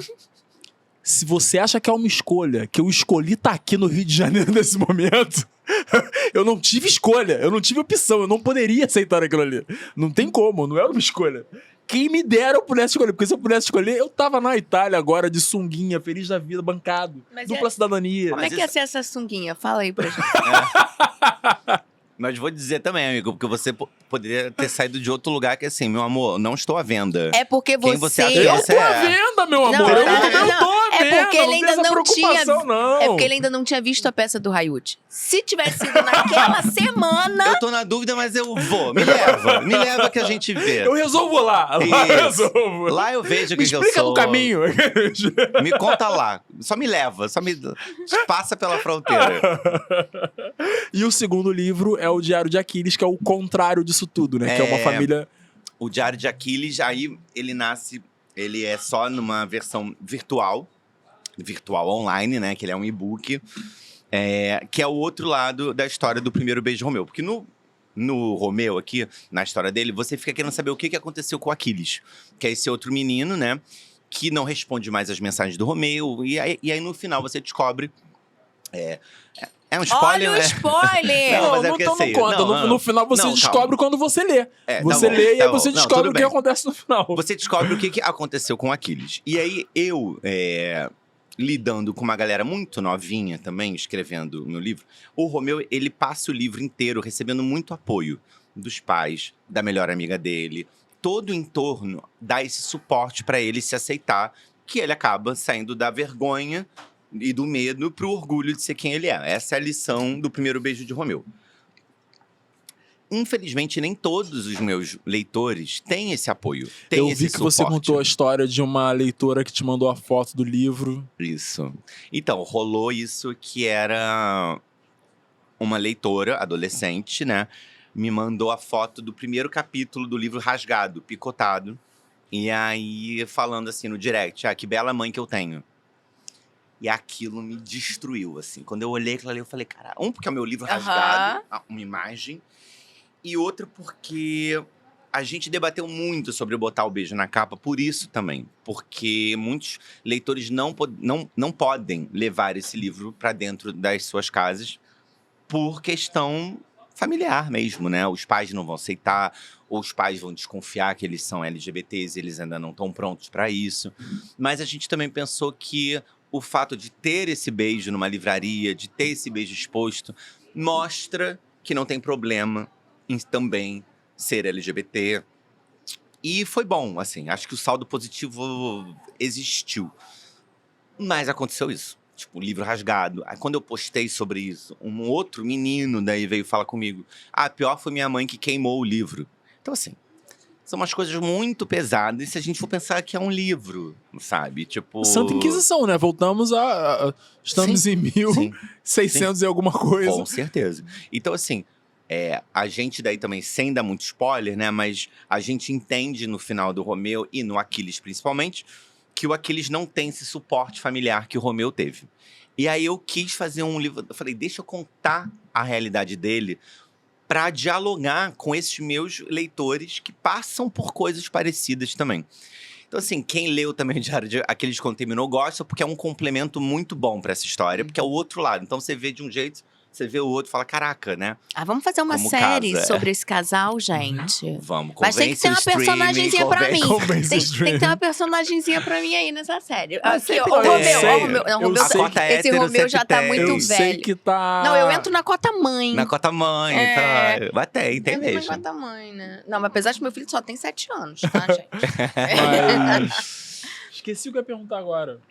Eu queria saber, enquanto você Diga. lembra, se você tem alguma história interessante pra contar pra gente com relação à Bienal, que você participa de tantas bienais e agora você já tá pra próxima e já tá aí, né, fervilhando pra próxima. Bom, então, primeiro que a próxima vai rolar agora, então quem estiver ouvindo, assistindo, de 1 a 10 de setembro vai ter a Bienal lá no Rio Centro, né? São 40 anos da Bienal, então elas estão preparando coisas incríveis. Eu vou estar lá, enfim, com lançamento, né, que eu não posso falar, mas vou estar lá também com mesas pra mediar, vai ser muito legal. Segredinho! Surpresa eu tô lançando pra um Bienal. atrás do outro. Agora ele não quer dar Tá spoiler. demais, Aí, ó. agora ele não dá. Agora eu furaria, travadinho, agora perfeito. me matariam, mas enfim. Em 2019 teve todo esse rolê, obviamente, da censura. E 2021, que foi novembro, era tipo o fim da pandemia. Então também foi uma Bienal histórica, porque era tipo, vamos voltar, vamos fazer com coisa de segurança, e foi muito legal. Na Bienal de 2021 foi o lançamento do meu livro, né, do Primeiro Beijo de Romeu. E eles botaram no stand do Grupo Record um paredão que era tipo isso aqui, assim. Tipo, com a capa, com o beijo e uma hashtag, não vai ter censura, no corredor da Bienal. Então, assim, quando eu cheguei na Bienal 2021 e vi um mural, e assim, eu vivia de 2019, eu estava lá. Quando eu cheguei em 2021 e vi um mural com um beijo que era da capa do meu livro, não vai ter censura. E escolas públicas, a garotada parando pra tirar foto ali na frente e dando beijo e falando, eu sou viado, ele também é viado. E eu olhei e falei, cara… Pra mim, foi o final feliz da Bienal de 2021. Foi tipo, aquilo ali resultou nisso aqui também, sabe? E assim, era o meu livro. Então, era uma coisa assim… Caraca, o que é isso, sabe? Então, foi muito emocionante, de fato, viver esse mural ali estabelecido. Ele saiu muito em matérias. Aí, saiu a capa da Folha, foi a ilustração do beijo, né? Do livro. Então, assim… Foi muitas coisas que eu falei, cara, e se eu não tivesse estado lá? E se eu não fosse o cara da mesa? E se eu não tivesse escrito essa história? Não teria esse mural, não teria esse beijo na livraria. Então, assim, essas horas que bate umas coisas, tipo assim, cara, o que eu tô fazendo, né? O que Qual eu tô o tamanho deixando, que né? eu tô Tipo, fazendo? o que Deixamos tudo isso legal, significa pra mim, mas pra essas 50 mil pessoas passando nesse corredor e tirando foto, e se vendo, e entendendo a referência, sabe? Então, na Bienal de 2021, essa hora foi muito importante. E na hora que foi a minha primeira mesa, que era uma mesa muito pop LGBT, com autores jovens LGBTs. E aí, do meu lado, tava a Elaine Baeta e o Pedro Ruas, que são 2 autores nordestinos, já venderam, assim, 80 mil, 100 mil livros. Tipo, um sucessaço. E eu lembro deles falando, super politizados e tal. E uma plateia de garotada com família, mãe, pai. E assim, garotada. E eu olhando aquilo, aí uma hora o Pedro falou, oh, e o livro do Felipe? E eu comecei a chorar, porque eu falei, cara... Porque eu falei assim, vocês não entendem ainda, e vocês vão entender daqui a 10 anos, né? Enfim, a vida vai ensinando. Que eu falei, vocês não entendem que quando eu tinha a idade de vocês, eu tava saindo do armário e não tinha nada disso. E agora vocês, com a idade que eu tinha, saindo do armário na merda, estão aqui empoderados falando pra essa plateia. Então, assim, já mudou muito. Aí eles brincam, não, mas Fê, a gente é da mesma geração. Aí eu, tá bom. Então pensa 10 anos atrás na sua vida. Não era outro mundo do que o que você tá hoje. Então, a mudança tá tão forte que quando você vê ela do seu lado, é muito louco, assim. Você vê e fala assim, caraca, nada de... Eu venho na Bienal desde criança, nunca vi isso. Aí você fala, e agora tá acontecendo porque eu chamei essas pessoas? Porque eu, de alguma maneira, a vida me botou aqui, porque eu me movimentei pra estar aqui. E a mesa que eu vou mediar agora, uma das mesas na Bienal agora, né? É 7 de setembro, que caiu. Que é uma mesa LGBT também. E 7 de setembro foi o dia do protesto de 2019. Eu falei, cara, de todas as datas da Bienal para me marcaram na data que faz 4 anos do dia que eu estava naquela arena lendo o manifesto a favor da democracia. Sim, não confunda coincidência com destino, já me disseram uma vez. Então uma hora você falou assim, caraca, parece que era pra ser, sabe? Parece que tudo Claramente esse caminho claramente as coisas... que a gente vai seguindo inseguro e de repente você fala, caraca. Então, assim, a Bienal é muito marcante pra mim, assim, por esse lugar de ver a mudança acontecendo. Surreal. Parabéns, parabéns. Obrigado. A gente vai fazer uma brincadeirinha agora, mas meu copo tá muito gelo derretido, eu vou trocar. O que é isso aqui que Isso- você comeu? Isso é uma amor, prova. Essa é a coxinha que eu te falei, É uma maravilhosa. coxinha fit. Coxinha fit, que é só... Eu olhei ela pegando, eu falei, o que é isso? Felipe, mas você... Eu não faço de você atuar. Você não quer mais atuar? Não, amiga. A última vez eu fui 40 anos. 40 anos, exatamente. Não Foi foi. 40 anos que eu vi 40 também? anos essa noite. Em São Conrado? Eu vi no Foi. Teatro Foi. Ipanema. Ipanema, depois São Conrado. Amiga, Acho que eu fui sim. na estreia. Acho que 40 foi. anos, né? Aliás, eu fui 3 vezes. Não, eu amava aquela peça. Amava. Queria muito voltar. Mas isso, pra voltar, sou eu pagando, sou eu levantando, sou eu... Nananã. Tem uma hora que Aquela eu falo velha assim, história, né? tô cansado. E as pessoas não me vendem tanto como ator também, né? Pois é, eu acho que é isso, né? O lugar que as pessoas te veem. Isso vai ditando. Tipo, você tá fazendo muito roteiro. Aí ontem me perguntaram, queria te indicar para um filme. Você faz o projeto dos outros? Eu falei, claro, porque as pessoas já me veem como o cara que faz os próprios projetos. Aí não me chamam. Aí, você ainda atua? Aí, mas por que você não tá? Eu falei, porque ninguém me chama, porque ninguém me pensa. Então eu que tenho que fazer minha peça para atuar. Eu que tenho que fazer meu curto. Eu que tenho que... É isso. Aí falaram pra mim, agora em São Paulo, uma coisa que eu fiquei boladona. Que é... As pessoas, às vezes, veem a gente fazendo as coisas e partem do princípio que a gente não tem tempo ou que a gente não faz outra coisa. Uhum. Gente, não parte desse princípio, não. Me chama pra trabalhar. Me propõe, eu te Estamos digo. aí, Uhum. entendeu? Eu acho, então até fico me perguntando sobre isso. Se é sobre o lugar que as pessoas nos colocam ou se é sobre o lugar que nós nos colocamos diante das pessoas. Ah, entendeu? não sei. Eu acho que Porque, hoje o Instagram faz com que as pessoas tirem muitas conclusões a respeito do que elas veem ali, só. sim, por inteiro, Né? mas ao mesmo tempo que é exatamente isso. Você já levantou a peça, você já fez todo esse processo. Dá um trabalho do cacete, você tá gastando energia com outras coisas. É isso. Basicamente isso, você tem energia pra gastar em outros lugares. É. Se você estivesse movimentando isso também, as pessoas estariam vendo isso também. Mas rolou Mas dá um isso trabalho agora do também. cacete. Tipo, eu fui pro festival de Curitiba pelo Festu. E aí, quando eu cheguei lá, eu olhei e falei, cara, que saudade eu tava dessa galera, de ficar com a galera, com o elenco, batendo papo. Voltei, entrei numa oficina da Miwa e Ana Gisawa, sobre escuta, que eu amo, todo sábado, que acabou agora, sábado passado. Cara, me fez um bem tão grande ficar abril, maio, junho, julho, todo sábado tendo aula, e exercitando, e criando, que eu olhei e falei, gente, eu também sei criar. Porque a gente entra numas e fala assim, nossa, eu tinha esquecido Querido, não isso. sei se você sabe, as histórias que você escreveu, você criou. Não sei se você não parou de criar em momento algum. Não sei se Isso você que eu ia percebeu, falar, não é como mesmo? assim? Como assim, gente? Eu sei criar? Eu sei criar, Aqui como tem uma assim? criação, por exemplo. Mas é engraçado porque a gente segmenta, né, um pouco, né? É o Felipe roteirista, o Felipe ator, o Felipe apresentador, é o Felipe podcaster, é o Felipe diretor de festival, é o Felipe ator. E aí, como todo mundo me vê nessa multiplicidade, né? E eu abracei toda ela, porque eu amo tudo isso. E entendi também que se eu fico muito tempo numa, eu não gosto. Se eu falo assim, por exemplo, se eu passar minha vida inteira sentado escrevendo histórias, vou ser muito infeliz. Muito. Tipo, é impossível pra mim se eu não estiver apresentando um festival, que eu tô ali em cena, lidando com a plateia, ou se eu tô fazendo uma oficina, criando. Eu não preciso estar estreando, mas exercitando a atuação de alguma maneira. Senão é muito... Parece que vai abandonando. Eu partes. amo tudo Vai isso. ser abandonando partes suas, né? Parte da minha história. É. Agora, antes da gente jogar, você já falou 2 vezes. E o Festu, cara? E o Festu? É teu? É isso mesmo? Você é o dono? Porque, senhoras e senhores... Calma. É isso. De quem é o Festu, no final das contas? O Festu é uma idealização do Miguel Coker, que é meu amigo, produtor cultural. Ele teve a ideia em 2010, quando éramos garotes, porque ele estava na PUC, ele estudava na PUC também, e ele ia abrir o curso de teatro na PUC, né, de artes cênicas. Então ele perguntou pra galera se eles iam se interessar se houvesse um festival de teatro ali.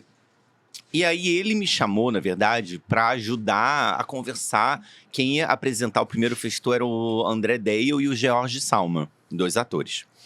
E aí o George não pôde. E aí ele me chamou para conversar com o André, para o André apresentar sozinho. E aí nessa primeira conversa, lá em 2010, o André falou, não, Fê, apresenta comigo. E nessa que eu fui apresentar com ele, eu apresento há 13 anos o festival. E nessa que eu entrei ali, eu também virei o parceiro do Miguel.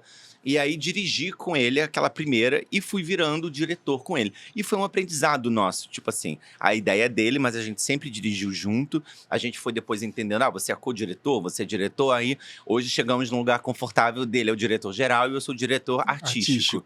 Né? Porque daí é realmente onde cada um vai estar melhor, assim. Ele vendo o patrocínio, vendo a estrutura, vendo como levantar, pauta com teatro, toda a parte da produção mesmo ali, né?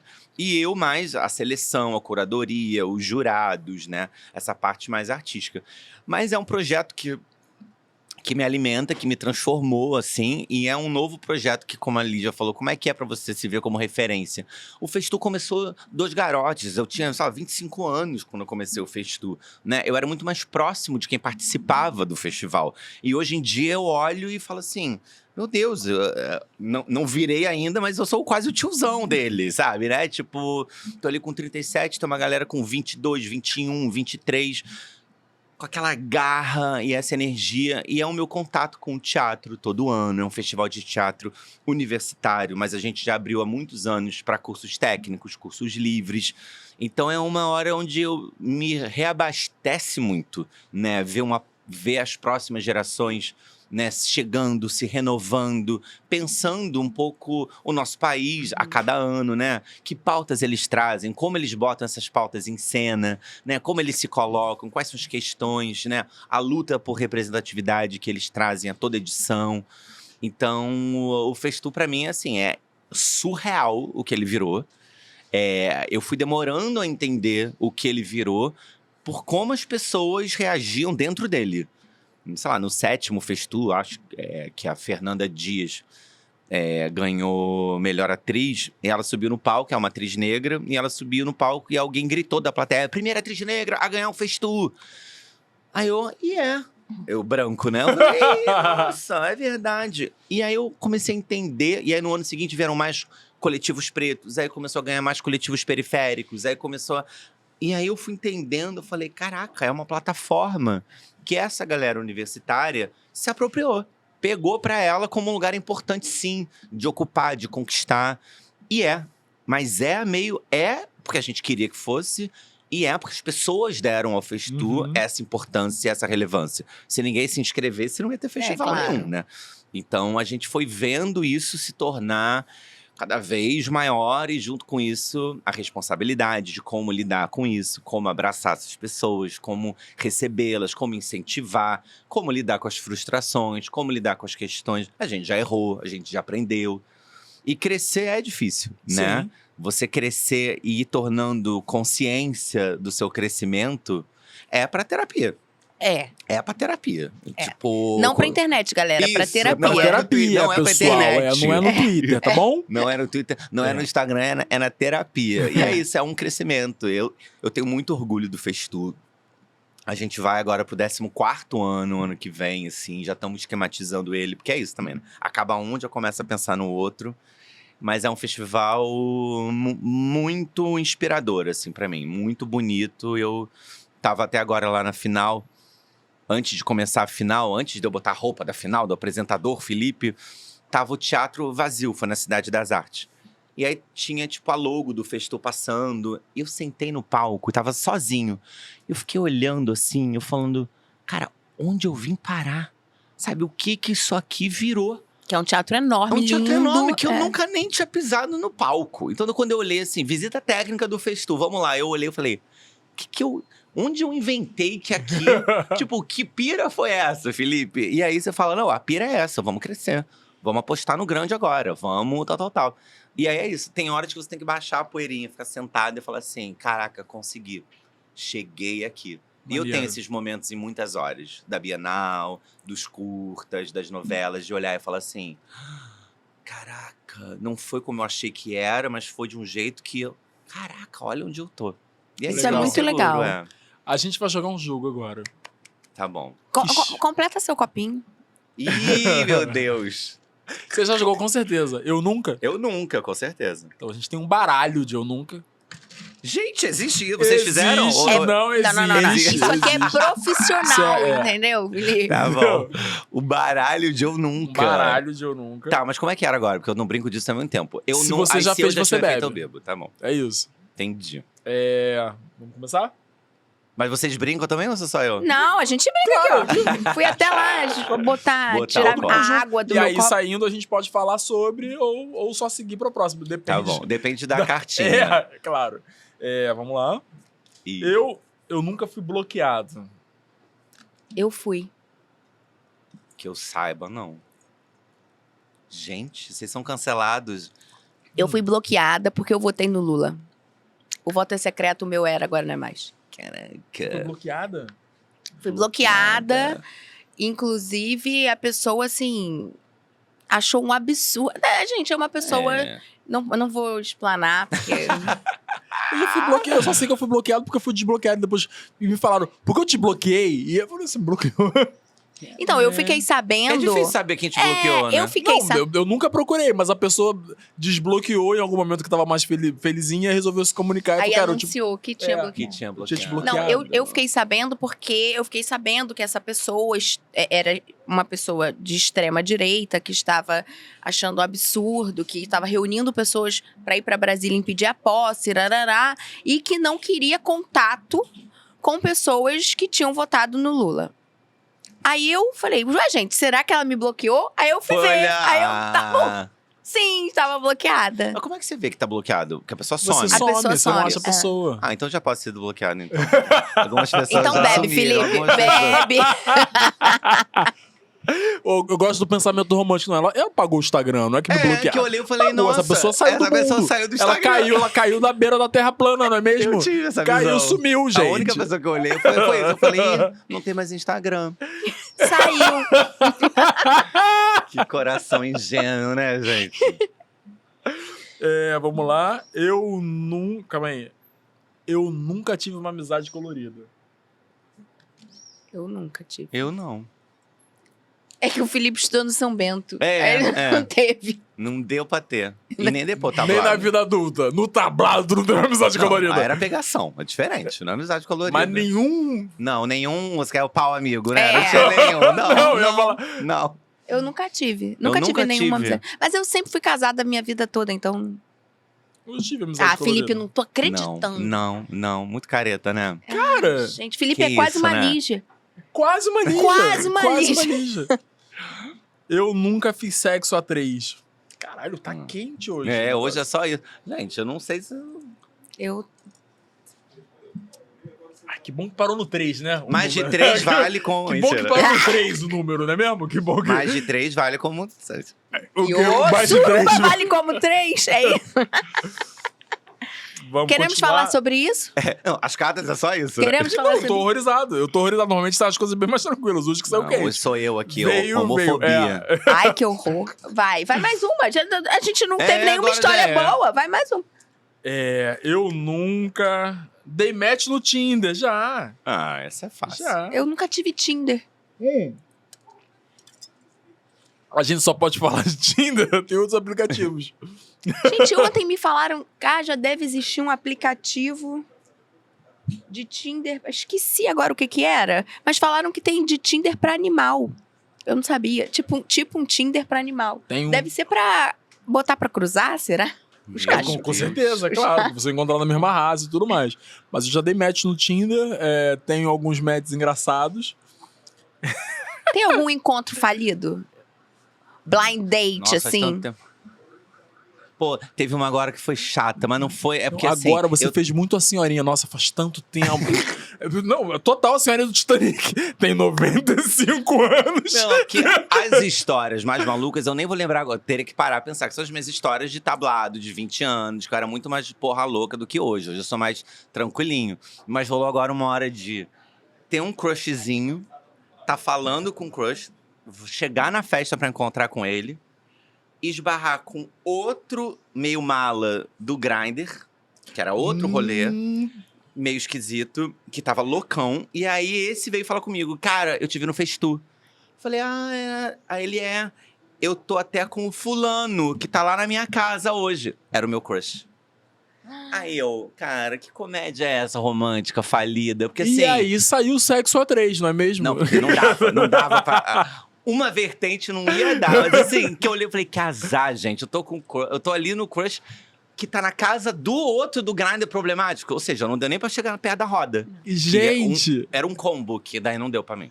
Deus é muito irônico, cara. Ele zoou com a pega minha umas cara, peças ele- muito maravilhosas, muito maravilhosas. Eu acho isso incrível. Ali ele zoou com a minha cara. Eu acho Mas isso eu com certeza incrível. já tive história cagada também de encontro, com certeza. Eu tô É que aqui agora eu tentando não lembro, pensar são em todas alguma. perfeitas. Você vai gravar um vídeo contando Um depois. vídeo contando, vou lembrar. Tô aqui tentando lembrar. De história cagada? Tem, com certeza. Mas lembrar... A que me vem na cabeça, na verdade, é uma... Não vale a pena. Então vai outra cartinha. Então, Vamos lá, outra vamos mais uma. Já que a sua história é falida, Eu nunca peidei no elevador. Você já saiu, todo mundo já sabe. Mas que a gente eu tem que peido no comprar um elevador. baralho não, novo, eu né? com certeza, mas assim, com Ai, não, pessoas e fazendo barulho, não, mas sozinho, com certeza. Não, com pessoas sem fazer barulho. Com as pessoas sem fazer barulho. E como é que você sabe se vai fazer barulho ou não, gente? É verdade, é. Gente, É um você risco. anda... Olha só, eu tenho tantas questões com gases. Eu sei quando vai fazer barulho e quando não vai. Eu não. Eu tenho tantas questões que eu já fui internada achando que eu tava Meu com Deus. crise de apêndice e eram eram gases, gases. porque eu sou uma pessoa travada. Eu, às vezes, faço assim, preciso correr, preciso ir no banheiro, eu tô apertada achando que eu vou fazer cocô, eu chego no banheiro, é só um punzinho. É, e tem o perigo de achar que é só um punzinho e sai cocô, né? Então, mas eu nunca vou correr esse risco, porque eu sou tão chata com isso. Eu queria pedir desculpa aos nossos ouvintes sobre esse momento. A gente entrou... Cara, é a Lígia, pode ir pra intimidade. qualquer lado, percebe? Que é isso? É isso, entendeu? Tem toda a classe e tudo mais. De repente ela só fala sobre o banheiro dela. É isso, pessoal. É sobre. É o que acontece. Sabe qual é o mal? O mal é que tem câmera aqui, porque senão tava tudo bem. Tô fingindo que nem tem, gente. Mais um aí, Vamos mais um aí. uma? Gente, eu tô tentando lembrar, assim, de histórias atrozes, até da amizade colorida. Você ainda tá lá? Essa já... Mas já foi. Eu nunca caí na rua. Porra. Eu nunca Caiu, caí, não. eu, Não eu, tem nada eu não contra sei, defesa. eu não sei se eu já caí ou não, mas eu já fui carregada pelo vento. Tô bêbado. Nossa. Carregada. Já fui Eu tô bêbado. Gente, Cair na rua, não. nunca caiu na rua? Cair na rua, não. Cara, eu já caí na rua. Isso é horrível. Quando você cai, que não tem como parar e tem alguém na sua frente. E aí você carrega. Aí você mete, não, aí você mete a bunda na cabeça da pessoa, a pessoa não sabe o que tá acontecendo. Mas de repente tem uma pressão na bunda da pessoa. Não, peraí, a Se você cabeça cai na pessoa, bunda. Quando você, sabe, tem alguém na sua frente, próximo, e você cai, isso já aconteceu, cara. Ah, isso é horrível. E aí, Ainda a corre o risco de levar um estabete. exatamente, na porque você já cai, você tá se fudendo pedindo desculpa, percebe? Você não tem como parar. Tá, desculpa, foi não mal. tem como parar. Você apoia a mão na bunda de alguém, percebe? Com a cara junto, e você pede desculpa. E é nessa hora que a pessoa solta um pum. Cara, a pessoa vira pra trás e você tá ali ajoelhado na bunda da pessoa. Cara, não. Horrível. Nunca passei por isso. Mas é uma... O Felipe bebe, porque teu eu nunca Não, foi muito eu tô- ruim, tu nunca fez nada, então Gente, bebe. caí Bebe na de rua, guti-guti agora, vai. Cara, não fez nada. Vamos levar esse menino pra viver, né? Dei match no Tinder. Só. Qual? Tinder ou Grindr? Ai, hoje em dia eu prefiro ao vivo. Vou ser bem sincero, cansei um pouquinho, porque Grindr é... Já fui muito Grindr. O Grindr é uma padaria, é outra coisa, né? Isso. O Grindr não tem Mas conversa. eu já vivi a Como fase assim? padaria. Padaria são os franguinhos assados passando. Mas o Grindr. Grindr é viado. Ah, é A gay. Lígia é virgem, não sei se você sabe. A Lígia, ela tá há 20 anos casada, não sabe nada. Sabe nada da vida, do mundo externo. Não, o Grindr O eu Tinder tenho. é geralzão, o Grindr é O gay, Grindr é esse isso? aqui, ó, essa carinha ali. Ah. Aí o Grindr você fica ali, só que é tipo assim, corpos, posição, é mais... É isso mesmo? É. Oi, tudo bem? Tudo. O que você curte? Ativo ou passivo? Tem local ou não É tem bem local? local, é bem diretão. É formulário. Foto. Você preenche formulário. Gostou? Mandou foto. Não gostou? Bloqueia. E manda É nudes, isso. manda nudes. Já tem álbum com nude, é tudo Que isso, gente? O Grindr é assim. Aí já tive essa fase, já passei dessa fase. Aí o Tinder eu acho mais simpático hoje. Você vê fotinhos da pessoa no dia a dia dela, do que ela gosta. Aí tem o Instagram embaixo, você pode fuscar o Instagram. Aí você dá um match, se quiser fala, se não quiser, tal. Mas pra mim o mais legal hoje é ao vivo. Juro por Deus. Eu também É prefiro. tipo, ai, vamos no bar conhecer sei lá quem. Ai, tem uma festa de amigo, conhecer sei lá quem. Vamos na festa, conhecer sei lá quem. Então eu sou É desse muito tempo mais aí, legal. eu acho mais legal. Eu voltei pra esse tempo agora. É. Que é mais difícil, porque realmente ali você tem mais opção. Então, mas um a catálogo. impressão que eu Mais tinha da do qualidade. aplicativo era muito mais um lugar de ver pessoas diferentes. Como Por- assim? Porque o aplicativo, cara, vai aparecer todas as pessoas que estão naquele aplicativo num raio de distância. Então eu vou ver gente que eu não vou encontrar O em Feijó festa. tem um outro aplicativo. Qual é aquele teu, Feijó? Como é que é? Isso, Bumble, esse eu não joga vivi. o feijó no fogo mesmo. Cara, ali já tá demais hoje, né? Tá incrível, tá incrível. A gente já falou sobre o cocô, agora a gente jogou o feijó no fogo. Bumble. Feijó que tava quase Não, para ó. iniciar um namoro. A menina acabou de descobrir que ele tem o Bumble. Entendeu? Ele não tem mais.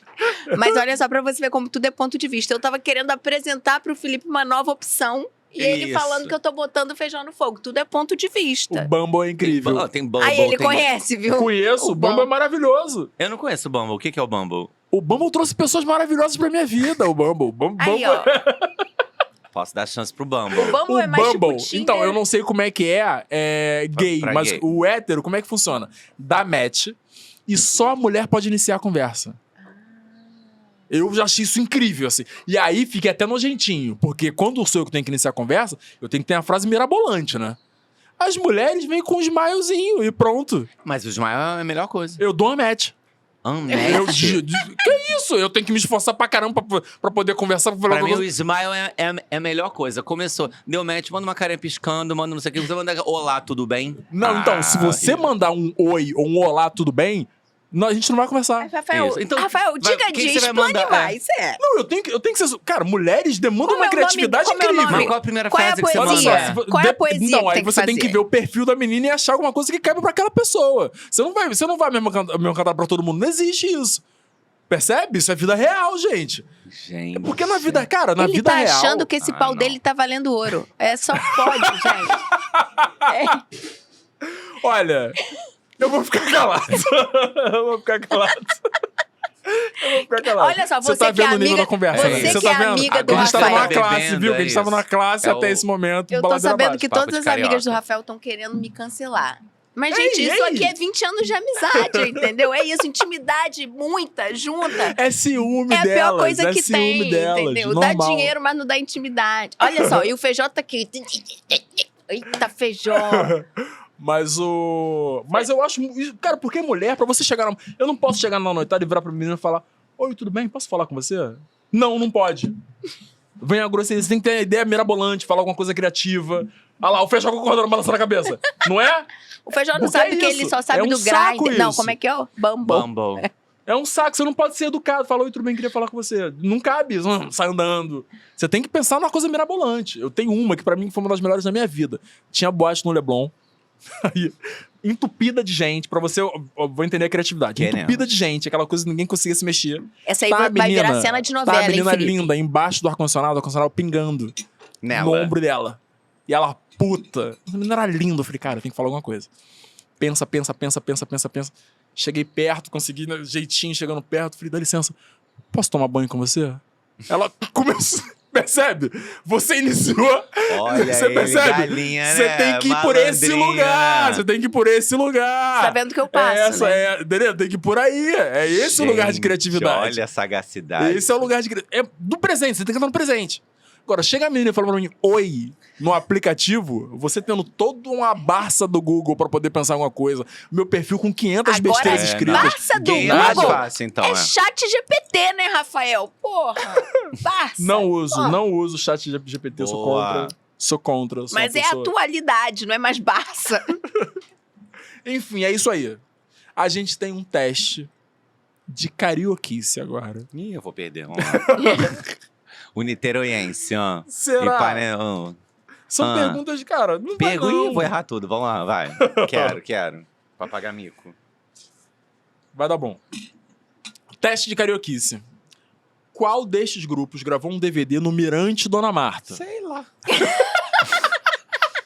Já, nem? O Rapa, Nath Ruth, Los Hermanos. Sei lá. Qual que você elimina? Tem um que dá pra eliminar muito fácil.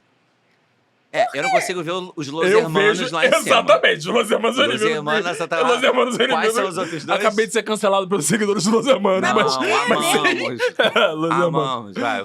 Quais são as outras? O Rapa ou Nath Ruth? No Santa Marta, Botafogo?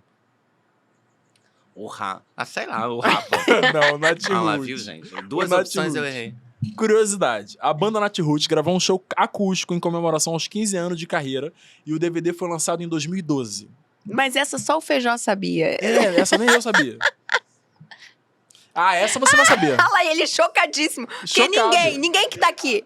Nem ninguém, nem no Nath Ruth bastidor. zerado, cara. Mas isso não tem nada a ver com Essa, Nath segunda, Ruth. essa segunda você vai saber. Tá. Com certeza não. Mas... Ah, essa essa- segunda não, você essa vai você saber. vai saber. E eu já Essa te é dei a mole. dica, tá? Tá essa bom, é tá mole. bom. Já te dei uma dica. Tá bom. Não, é uma dica confusa. Esquece. Que isso, acabei de dar uma dica. É confusa. Vai. Ih, vai. Que dia o CCBB, Centro Cultural Banco do Brasil, não abre? Domingo, segunda ou terça-feira? Ai, pior que eu já fiquei em cartaz lá no CCBB. Ai, Felipe! Ai, que ódio! Não, Domingo abre. é. Domingo abre. Segunda pra classe ou ter.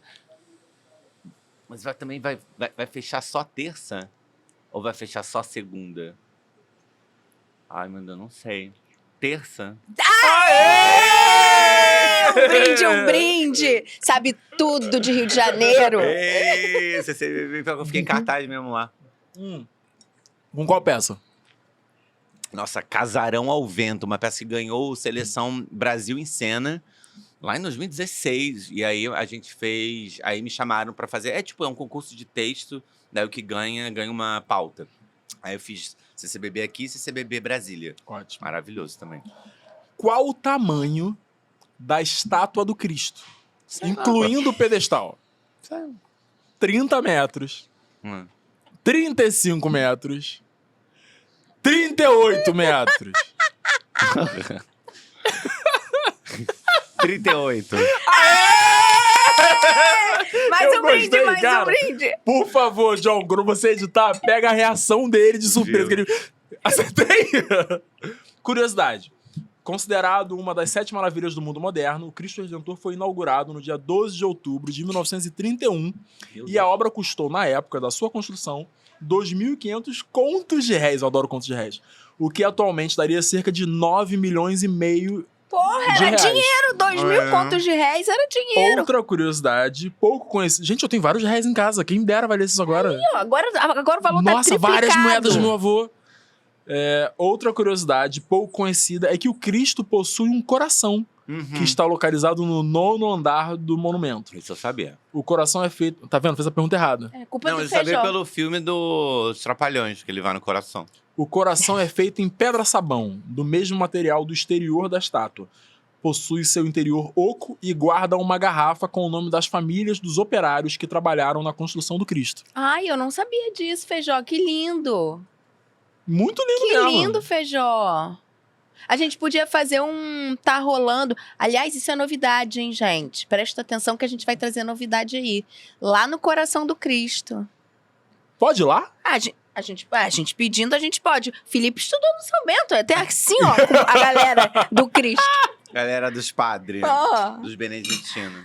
Felipe, querido, Ó. muito obrigada por Não ter acaba, vindo. não, eu vou pegar minha Não, linguiça. olha Mas só, a vai- gente a só vai gente- desligar a câmera. A gente só vai desligar a câmera, a gente continua comendo, fica à O que vontade. rola depois é Tô muito mais brincando. legal. Sabia disso? O que rola Melhor depois parte. Não, vamos Aliás, brindar, vamos olha brindar. só, antes você vai ser presenteado com uma garrafa de melt pra você, porque aí você toma em casa, Tá bom. sozinho, à Não, vontade, não, me protegido. convida, que a gente é vizinho, me convida. Tá. É verdade. Ai, que Esse é amor. seu. Melt Obrigado, gin. gente. Você falou tão bem que agora eu vou virar isso aqui. Amém. Queria te agradecer muito pela sua disponibilidade, pela sua participação. Parabenizar. Tem coisas que você falou que eu não sabia. Eu te admiro ainda mais depois dessa conversa. Queria dizer assim que eu desejo todo sucesso e muitos caminhos para você continuar tendo esse lugar de fala tão importante, tão essencial e que com certeza arrasta e abre espaço para pessoas que talvez não tivessem, né, oportunidade de se reconhecer. Então, acho Sim. que o mais importante do seu trabalho é gerar reconhecimento, abrir espaço para que as pessoas que estão vindo atrás possam ser felizes, né? Porque acho que o mais importante disso tudo Com certeza. é ser feliz. Então, muito obrigada. Vida longa a você. Obrigado, Amém. amiga. Um brinde. Obrigado Tudo que ela a falou você. vezes 2 porque eu tô bêbado. Obrigado.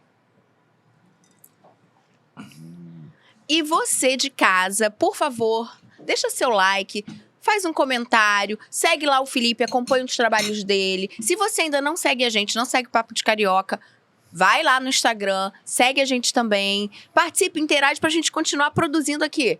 Essa quinta série que a gente faz toda semana nesse bar, tá bom? Delícia.